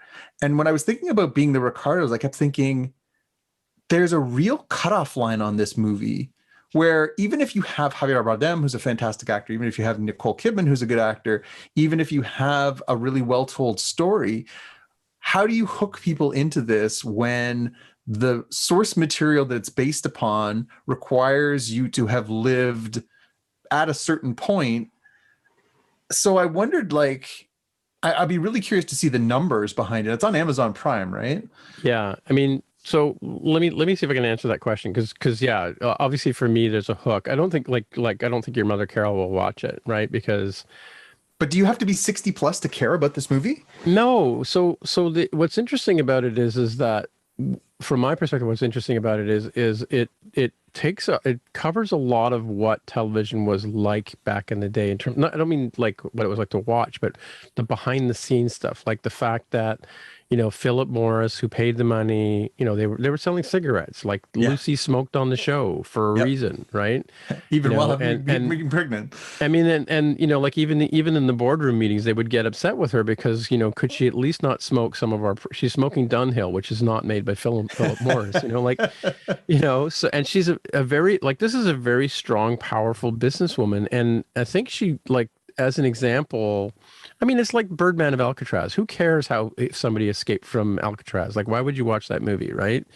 It's not The Rock, which is, again, a real stretch to watch for anybody of any generation. Again, thank Michael you. Michael Bay! But, I mean, the... Lens flare. So the explosion. It talks about the politics at the time. I didn't talk about communism, but it's in there. The whole blacklisting. It talks about how Ethel Mertz or Vivian Vance, who played Ethel Mertz, was a heavier set woman. There's a point there where she's concerned about her looks and her weight, and Lucy just encourages her to keep the weight because more American housewives look like Ethel than they do like Lucy. Yeah. In fact, so it's interesting because Here's Lucy was a show that was on afterwards, and I remember watching that was in reruns. I mean, obviously, I Love Lucy's before he was even in the country, in terms of when it was on, and it was early 60s. I think 66 was the last year that they produced it, and there was another show after that which I never watched. But so in the late 60s, early 70s, there was a show with Lucille Ball and her two kids, Desi Arnaz Jr. and Lucy Arnaz, right? And so I thought, well, I haven't seen an I Love Lucy in for I don't know how long. I don't know what channel it's on, if it's in syndication anymore either. So I went back and I went onto Amazon and I just searched and I found that Here's Lucy was on. Well, here's a show I didn't really like watching. It was kind of you watched it because it was on kind of thing. So I sat down and watched the first two episodes, and it's funny because the second episode of they go on a vacation, and they end up going. She finds a really cheap, almost like an Airbnb. She finds a cheap place to stay. Well, it's cheap because it's owned by Jack Benny, right? Now, if you don't know who Jack Benny was, notoriously known as a cheapskate, right? So everything was like a 10 cents, or you wanted a donut, oh, that's 50 cents, and he did anything for a buck in this show, and it's hilarious because at the very end of it, they come back to the house and he's got a whole barbecue buffet set up, and it's not because he wants to feed them food, he wants them to serve a tour bus that's just pulled up to the house. And there's all these tourists that come in, and at the very end of it, they say, do you mind if the bus driver would like to grab something to eat? Do you mind if he comes and grabs something to eat? And they say, sure. Like, and why not? And it's Gleason? Jackie Gleason. Had to be Jackie Gleason. He comes and doesn't say a word, comes in, makes a hamburger, and they all pass him the mustard, just silently dressed as Ralph Cramden. Yeah. Puts his burger together and goes, and then how sweet it is at the very end. And it's like so here are from the point of view of like TV legends, Jackie Benny's one of them. Yeah. Jackie Gleason's another, and then of course Lucille Ball, right? So it's kind of, and it was sort of a goofy show, like a really stupid premise, but I think like the what's interesting about the movie, why you would watch this, is to sort of see how TV was made back in the day. Ricky Ricardo invented the live audience watching the taping. He invented, or not Ricky Ricardo, Desi Arnaz. He invented the way that the cameras would have 3 cameras at one time shooting a live performance, which is how Friends is done, which is how Seinfeld's done, how all the sitcoms are done to this day, with the audience up on risers. Yep. And shot on 35 millimeter film, so that it would always be the best that it could be, and it could go into syndication. All of this stuff was done, like it was like one of the first shows on TV to do this, right? And so some of the conventions that they invented in the making of this show are things that still happen today, right? Only digitally, kind of thing, right? So I mean, and again, like a strong businesswoman in a man's world, biracial, talking about pregnancy on TV without saying the P word, all that kind of stuff. So is really interesting portrayal of how TV was made. So I mean, well, and the very deliberate choice of names too. So being the Ricardos, right? So it's being the Kardashians. It's like they're trying to lure a certain audience. I'll be curious to see how whether or not it's a good movie, whether or not it's a good time capsule of that period of time. I wonder if it will get the kind of audience that maybe it deserves, just because of the era in which it's set, because of what's going to lure in that younger audience to care about this stuff. I always find this whole process fascinating. I wouldn't be surprised if Nicole Kidman gets nominated for an Academy Award for this. Cool. Her portrayal is that good. Good. Is this something that's worth watching? Like from my perspective, like I have no context of I Love Lucy or I completely forgot the person's name. Like any of this stuff, no idea what this is. Is this still something worth watching? Like, can I watch this and go, okay, this is interesting, this is funny, this is whatever it's supposed to be? Or will it just so. this doesn't make any sense? As a fan of Lucille Ball, I mean, I've always been a fan of her work as a comedian and as an actress. I mean, as well. I mean, like she was like 35, and she was in her most successful movie that she'd ever been in. It was not a comedy movie. I mean, she was in movies with the Marx Brothers and that kind of stuff, right? She gets this movie in with Henry Fonda, does great at the box office, but they let her contract go because she was 35 or 39. She was over the hill, right? Yeah. And that's, and then she goes into radio, and then on radio, she's amazing. And then it was from her radio work that they decided to put her on TV, right? So, and then she insisted that if you're going to put me on TV, my husband has to be Desi Arnaz, which they're like, well, he can't be on TV for obvious reasons. And she says, yes, I know he can't be on for obvious reasons, which is why I want him to be on for obvious reasons. Like they wouldn't even say we can't have a Cuban non-American person on TV as a leading man. Yeah. Like there was a lot, because God forbid you kiss him. Well, I mean, so from that perspective, she broke a lot of ground. I mean, I think that's the whole point of the movie, other than the being like, it was what was so significant about this TV show, in the same sense that the original series was significant, right? I mean, it's not like it, as a portrayal of a woman in society, it's not a very I mean, it could be skewed as, like the man is in charge of the house, and, it's not a very good representation of 50s life, but it was a good representation of 50s life and, culture and norms and that kind of stuff, wrong as they were, right? Sort of thing. Yeah. So, yeah, I gave it four stars. I mean, what can I say? I would have given it 5 if they had a lightsaber in it.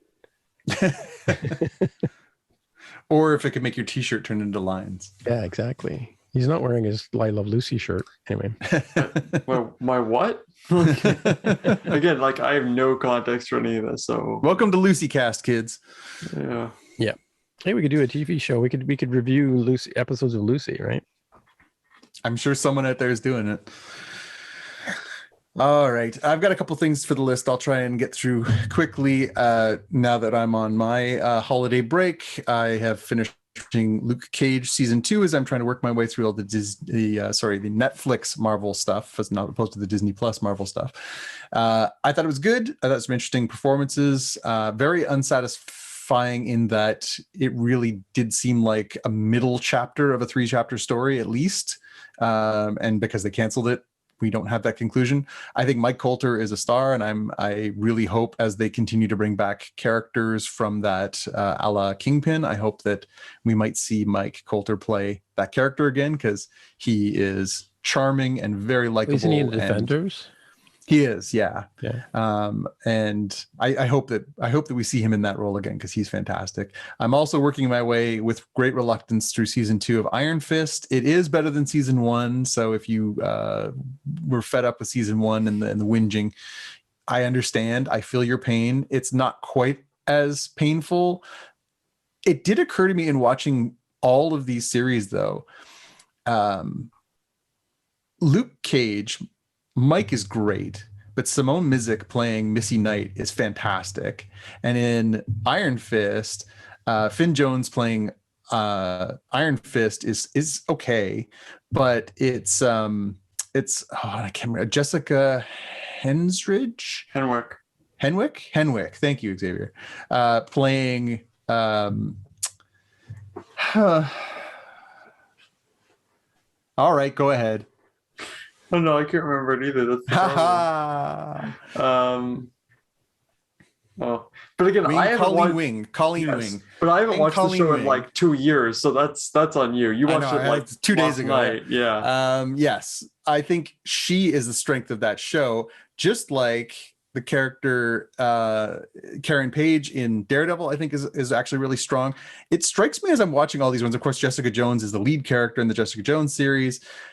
The women on these Netflix series are far more than the damsels in distress, and they're far more fleshed out because they do have these longer seasons where they can really give you more of them. And I find myself, as much as I would like to see the main characters brought forward into an MCU, I really find it's those characters. It's those really strong, substantial women that I'm thinking like I'd like to see more of in the future of MCU stuff. I know I saw an interview with Jessica Henwick last week when I started looking at this, because I was thinking, oh yeah, she was really good in this. And she said she was actually offered a role in Shang-Chi as a new character in the MCU, as one of the characters from that movie. And she turned it down, and she said, I didn't want to take that role. I want Colleen Wing back. I want to be Colleen Wing again. So I'm hoping. I want that too. Yeah. So I'm working my way through these last of these seasons, and I'm really enjoying parts of it. Again, there are certainly some holes you could drive a truck through. It's not as good, I think, in that cohesive way. It's over bloated. Luke Cage season 2 is 13 episodes. It probably could have been a nice tight 6 to 8 episodes and told a really strong story. It kind of goes off the path and back and forth. He ends up having the same like showdown fight with the same character like 4 times. It's like, okay, come on. It really felt more like filler, like old-fashioned television with filler episodes than it did substantial at times. But there's a lot of really good things out of this, and I think I'm enjoying it. I would say, I know, Tim, you haven't watched all of these either. I think there's certainly some material there to sink your teeth into. It's not all gold, but there are really certainly some very nice pieces of it that do feel golden. Also on my list this week, we're going to get on New Year's Day, Return to Hogwarts, the 20th anniversary special that is coming to HBO Max, and I think it's coming to Crave here in Canada. Ooh. It is the Crave sucks. So this is reuniting many of the stars of the series who are going to come back and talk about their experiences and what it meant to them and all these different things.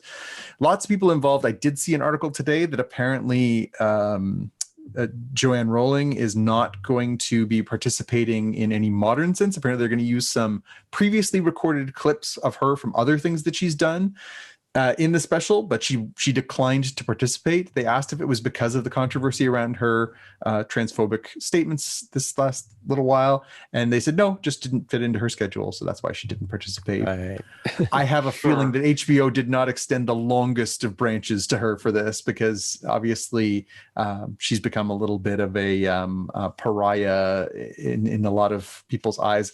Daniel Radcliffe, Emma Watson, Rupert Grint have all distanced themselves from her as far as her statements around trans rights.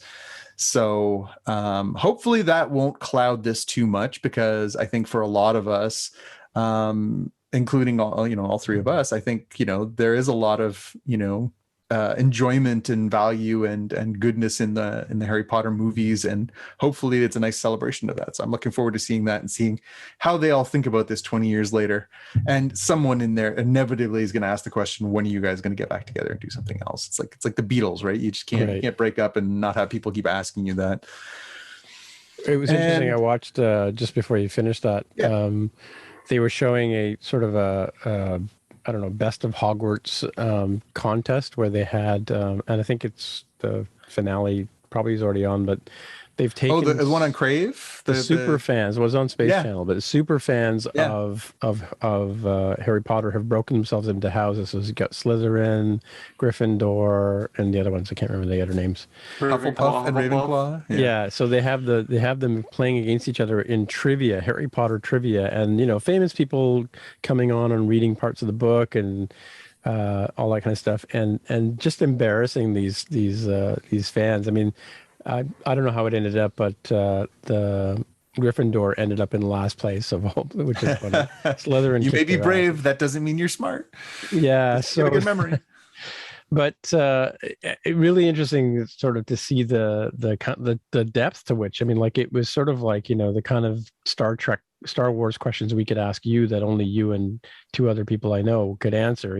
Kind of is that kind of level of detail. And we have a Harry Potter Trivial Pursuit game here in the house that no one will play me at anymore either. So Harry Potter as well. Wow. Yeah. It was hosted by Dame Helen Mirren, so it was kind of interesting. But it was done very, very Harry Potter-ish. So it was a good tie-in to this lead up to this anniversary thing. So yeah, cool. Yeah, and it is on Crave here. I know I've seen it pop up on my feed because it knows me.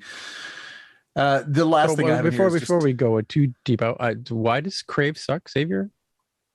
Oh wow. Okay. Okay. Soapbox. All right. So, ladies, gentlemen, get ready. So, here is a short, not extensive, definitely not complete list of the problems with Crave. Number one, the interface. It's poorly laid out. The search function's terrible. It's hard to find what you're looking for. It's hard to find what you were watching before. Your watch list is unclear. Number two, again, the profiles, switching between profiles is very vague, very difficult. Sometimes you'll click on a profile, it'll just choose a different profile, and then you end up being someone else's profile, and that's really annoying.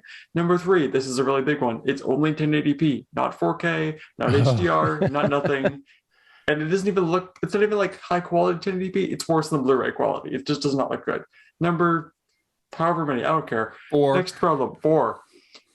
No surround sound. Not even Dolby Digital. Not even the most basic surround sound. Stereo only. Why? Star Trek Discovery. Crave has it. Great. Not surround sound.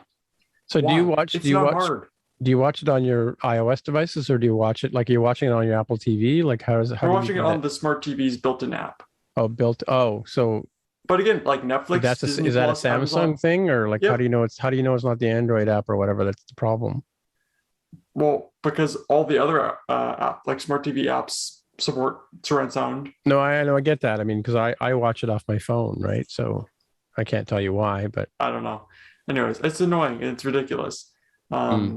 Also, it's just check that. I hadn't really noticed that, but now that you've pointed it out, I'm gonna be really disappointed next time I watch something on Crave. Yeah, yeah, you should. Oh, and number 5, this is also a really big one, is that because we get Crave in Canada, we don't get HBO Max, which means we're losing out. So all this stuff that would be on HBO that we have to watch it on Crave, which and all this stuff that we would have been gotten on HBO Max, so like, you know, again, Suicide Squad is just now coming out. Matrix, the Matrix, exactly.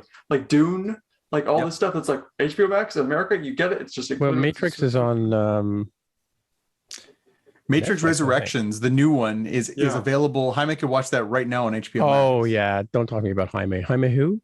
No, wow. I'm worried if anything ever happens to me, you're going to be like, well, he's dead to me. Let's find a new guest host. Yeah, exactly. I'll get a new stepson. The job's open, Dave, if you want it. But what was I going to say? Oh man, Crave bad.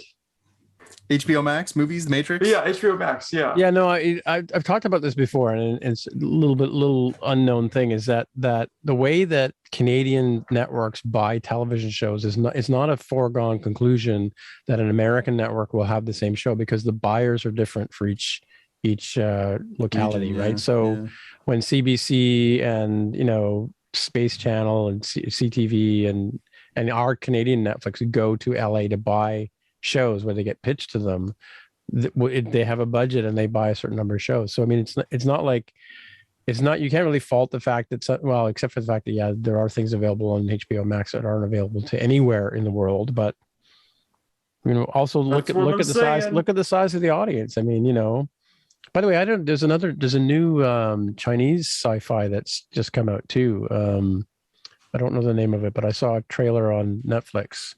I saw some pretty amazing Chinese, because I mean, I was going to say, because, you know, the US is 10 times larger than Canada, so therefore they're going to get a lot of attention.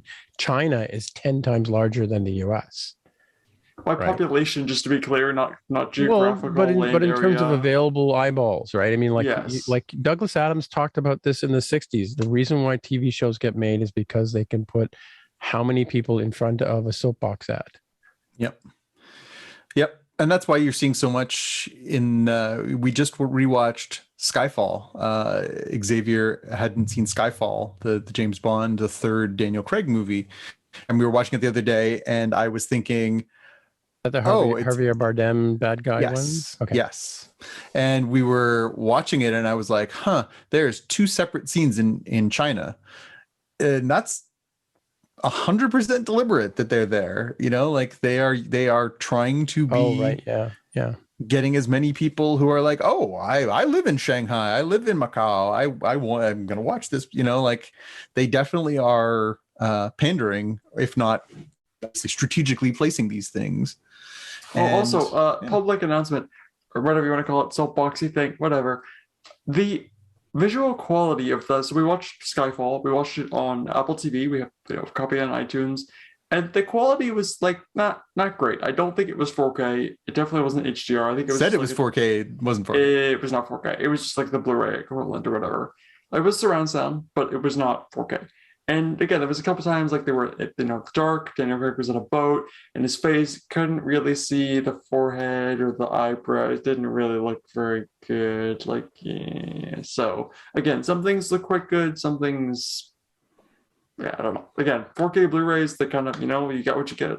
Streaming can be good because you obviously don't have to have physical media, but there can be quality issues. So Xavier is 18, and for his Christmas present this year, you got how many 4K Blu-ray actual physical media discs? I think four. But you got a bunch too. So I got a couple as well. But I think it's somewhat telling, I think, that there is still, now obviously you are somebody who's very invested in high quality audio, high quality video. It's something you really enjoy, but I wonder, I don't like Crave. Well, it's one of those things that I really do wonder. We always talk about how the physical media will dissipate over time. More people will be invested in, you know, having access to streaming services, or they'll have access to, you know, on-demand stuff, or they'll have all these different choices. I still think there's going to be a market for a while in physical media because there's still some gaps. There's definitely still some gaps. Well, again, it's the same thing with, like, you know, again, like, no offense, but like AirPod, like the HomePods and the AirPods and all that stuff. It's like people take convenience over quality. They'd rather like watch something on Netflix or, you know, stream it on Apple TV. then, go out and have a physical Blu-ray and put it in their Blu-ray player and actually watch it, because they don't have to space for the Blu-ray player. They don't have space to, have shelving for all their Blu-rays. Same thing with like audio, right? They don't want to have to go out and buy like a full surround system with the receiver and all, the speakers and all the subwoofers and everything, and, get run all the wires and everything, because even though it sounds a lot better, it's a lot easier to just take this little thing, you plop it down in front of your TV and magic, high fidelity, whatever. It's all wireless. It's just plug it in and everything's easy, right?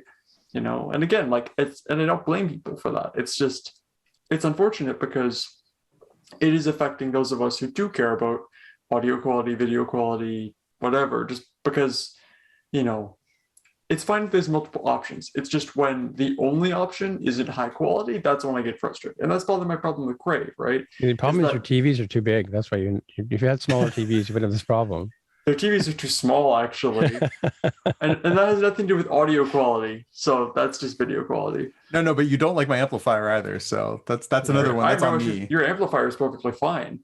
It's outdated. I'm loving my 2 HomePod Maxis, whatever they call them. Yeah.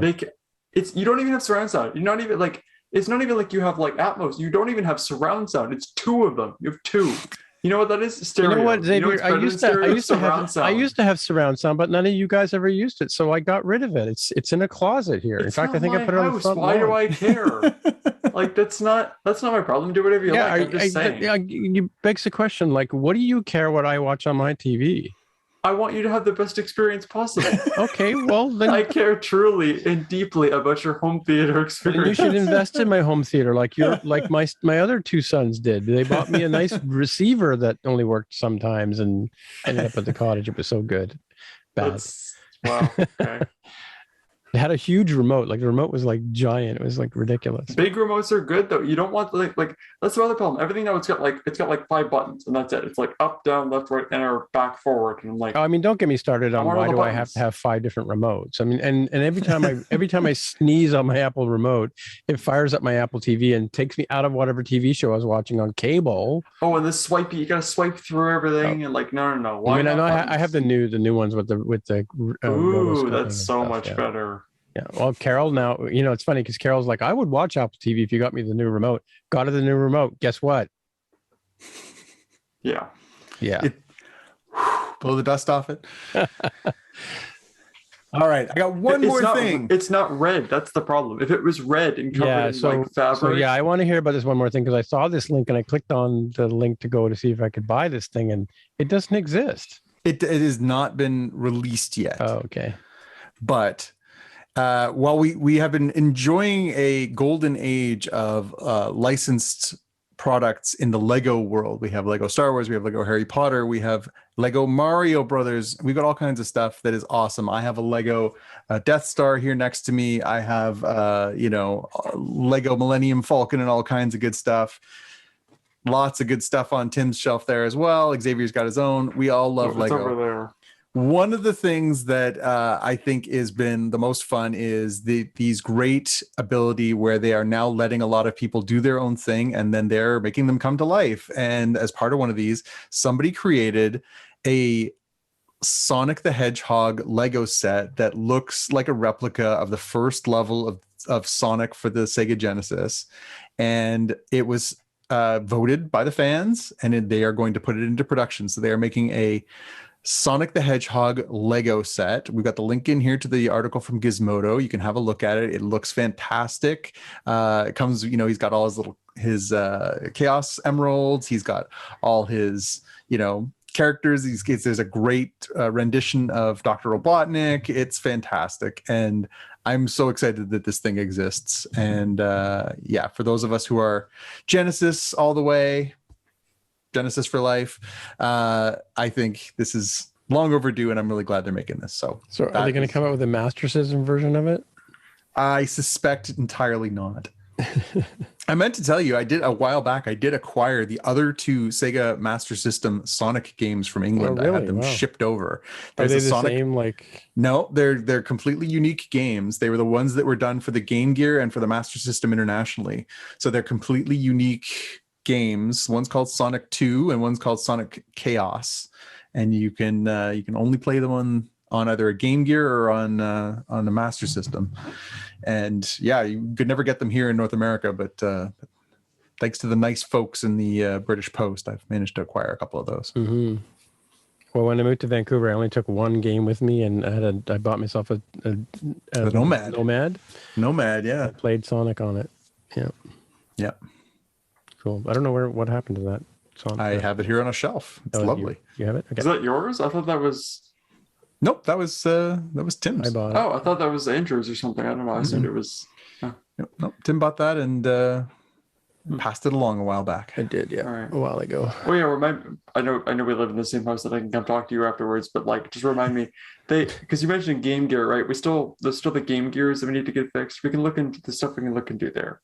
If you want to be able to actually play your Game Gear games. And on that note, folks, I think we're done for the day. You don't have to actually put this in if you don't want to. I don't know. This is more just general banter. So I think that's it for another week. So Jonathan, if people wanted to get in touch with you, where would they find you? You can always find me on Twitter and Instagram as @JPK News. And Xavier, if people want to talk to you about Crave and how wonderful it is. Or surround sound or anything you like, home theater, hit me up. I'm on Twitter as @xman_1664. All right. And my name is Tim Mitra. I am TIMMITRA, as you can see on over there. Other side. There you go. Over there. Yeah. You can see over there that I am that on Twitter, and that's where you'll find me. By the way, if you're watching this on the YouTubes, and there's a button sort of, hang on, it's down there. Down there. There. Jonathan, can you point to the button? Yeah. Yeah, there. If you can click on that, subscribe, and hit like the notification bell so you get notified whenever there's a new podcast from the More Than Just Podcast Productions crew. Yeah, or More Than Just Code, More Than Just this thing. I'm thinking about a few other sort of interesting ideas for online stuff.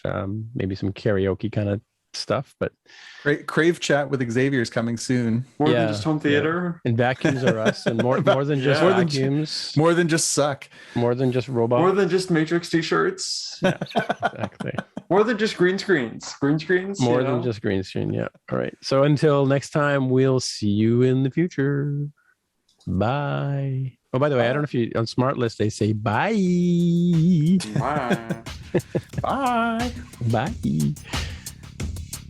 You've been listening to the Spockcast podcast. If you want to find out more about the podcast or see the episode show notes, visit the Spockcast website at spockcast.com. You can get in touch with us on the website or follow us on Twitter at Spockcast. If you have feedback or questions, send us a tweet with the hashtag AskSpockcast. If you like the show, please consider recommending us to a friend, writing a review on iTunes, or pledging any amount at patreon.com/Spockcast. You can find details on how to help us on our website, spockcast.com/sponsor us. Thanks for listening, and we'll see you in the future.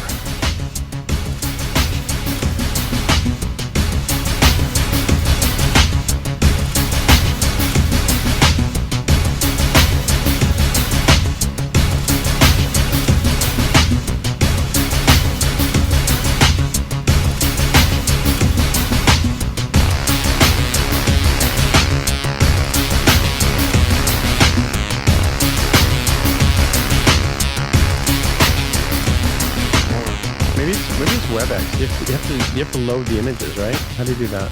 This one, if you go to Studio Effects, background and filters, and then virtual backgrounds, and then the little plus in the top right corner. Oh, I can change my eyebrows. Look at that. None, blur, and then there's a plus. You can, and then if you click choose green screen, then you can color key to anything in your background. Oh, you know, I should do this when I do interviews. Check out this. I can change my beard and my mustache. I have trouble getting hired. Oh, I gotta try mine. Hold on. Just put that in for any job interviews in the future, Tim. Yeah. Hello. Yeah. This is like. Who does this look like? I look like Wolfman Jack. Hey, it's Wolfman Jack. Yeah. You look like evil Tim from the Mirror Universe. How do I do the image thing? Oh, go virtual backgrounds. Yeah. Oh. Click that, and then if you click on the little pick the color thing, you can pick your whatever color. You can chroma key to whatever. But I don't have a green screen. But I just there we go. Yeah. now I look like the what's it called, the master? That's right. The master. Can I do more hair? Oh, there's more stuff. Lip color. Change my lip color. That's really trippy. Oh my God. It's inside of me. Isn't I that gotta the do where Agent Smith turns the guy into the other Agent Smith? Yeah. Look, I have This is actually really cool. I kind of like this. I'm totally going to get sued for this, but whatever.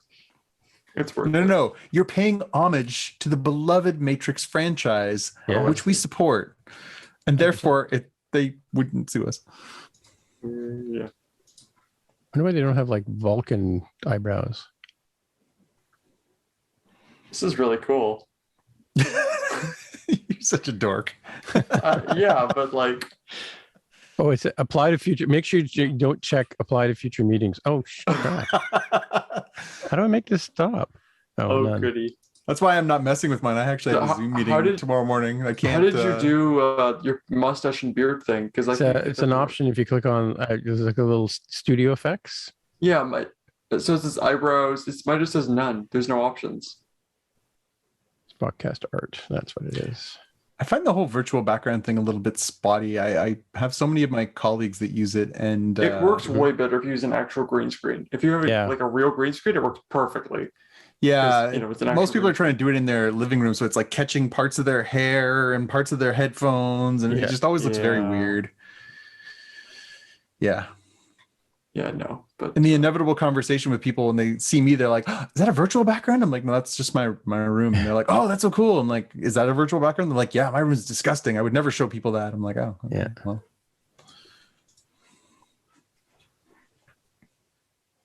Although everybody seems to think that shelf beside me there is filled with VHS tapes. I'm like, hey. Really? Oh, Lord. What? I am so self-indulgent, aren't I? I was just going to say, this is probably not the best ego thing we've ever given to this young man.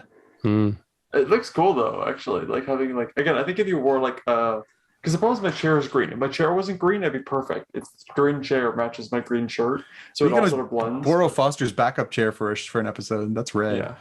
Well, also, again, the problem too is the lighting. Like, I'm lit. Like, if I actually put myself up here, I'm lit very well on one side and not very well on the other side. So you have to get a ring light. Look at you. Yeah. Yeah. So honestly, I was just thinking, it's time for Conspiracy Corner. I wonder if maybe Xavier mailed some COVID to Jaime for Christmas. Maybe it must have been his plan. Why would I harm somebody? I swore an oath when I started. No, I never did that. But I have no medical. Do no harm? Is that a Spockcast oath? Yes. Do no harm. Yeah. When you join the Spockcast crew, you have to sign a waiver that says I will not cause harm to other members of the More Than Just Podcast committee. Even Mark? Mark R at snapsoft.com. Yeah. Mark R at snapsoft.com. Ha ha ha ha ha. Pun. Ha ha pun. Snap. Oh, snap. See what he did? Oh, snap. Yeah. Yeah. Who, me? Your micro. Yeah, what is that? That's a Shure SM7B. Oh, yes, of course it is. Okay. The podcast microphone that everybody seems to use. Really? Oh, it's like I think the lights are all turning off around here, which means it's time to go because the plugs are being pulled. Your smart plugs. Oh yeah, I apparently my dad did not realize that you had smart plugs in your house. He laughed hysterically when I told him that I had access to your smart plugs, so I could turn your lights off or whatever. He thought that was hilarious. I said to him, "So let me get this straight. You have the ability to turn on and off the lights and on different things at Grandma and Grandpa's house at any given time. How have we not been using this all the time? How have we not just spent all of our time being like, sending like it's like I was telling people I can lock the front door of our house like anytime I want if I happen to see like, and I was thinking, it would just be my luck that Carol would go out to the garbage when I lock the door. You lock the door. And I'm not at home. I'm like, oops. Yeah, well, she has her watch on though. She should be able to unlock it from there though. It's got the code though. Back that sentence up again and say that whole thing again, and think of where the logic flaw in there is. Yeah, but don't you have the little code thing you can use? Yeah. Well, yeah, that's true. So if you don't have the phone, you could still unlock it. Yeah, that's true. You can now. We're like an Airbnb. We have Airbnb technology. Well, I think on our own house. when we were at the home show a couple of years ago, they had one like several years ago. They had one with a thumbprint where you use your thumbprint. Yeah, Yale has a lock like that, I think. Yeah. Yeah, I think it's a cool idea because that way you don't have to play your phone. You just go poop and it's done. Yeah, Just we were what talking. We were goes on, talking though. today about actually getting one for the back door because we were trying to figure out how to put something on the back door. We don't have a deadbolt on there, right? So. Oh, really? It's just a one lock in the door handle? Or? Yeah. No. Yeah. Anyway, kids, time to say goodbye. Bye. Jonathan was frozen there for a minute. Toodles. No, I was just deeply invested in what I was doing. We'll see you in the future. Okay, bye. All right, yeah.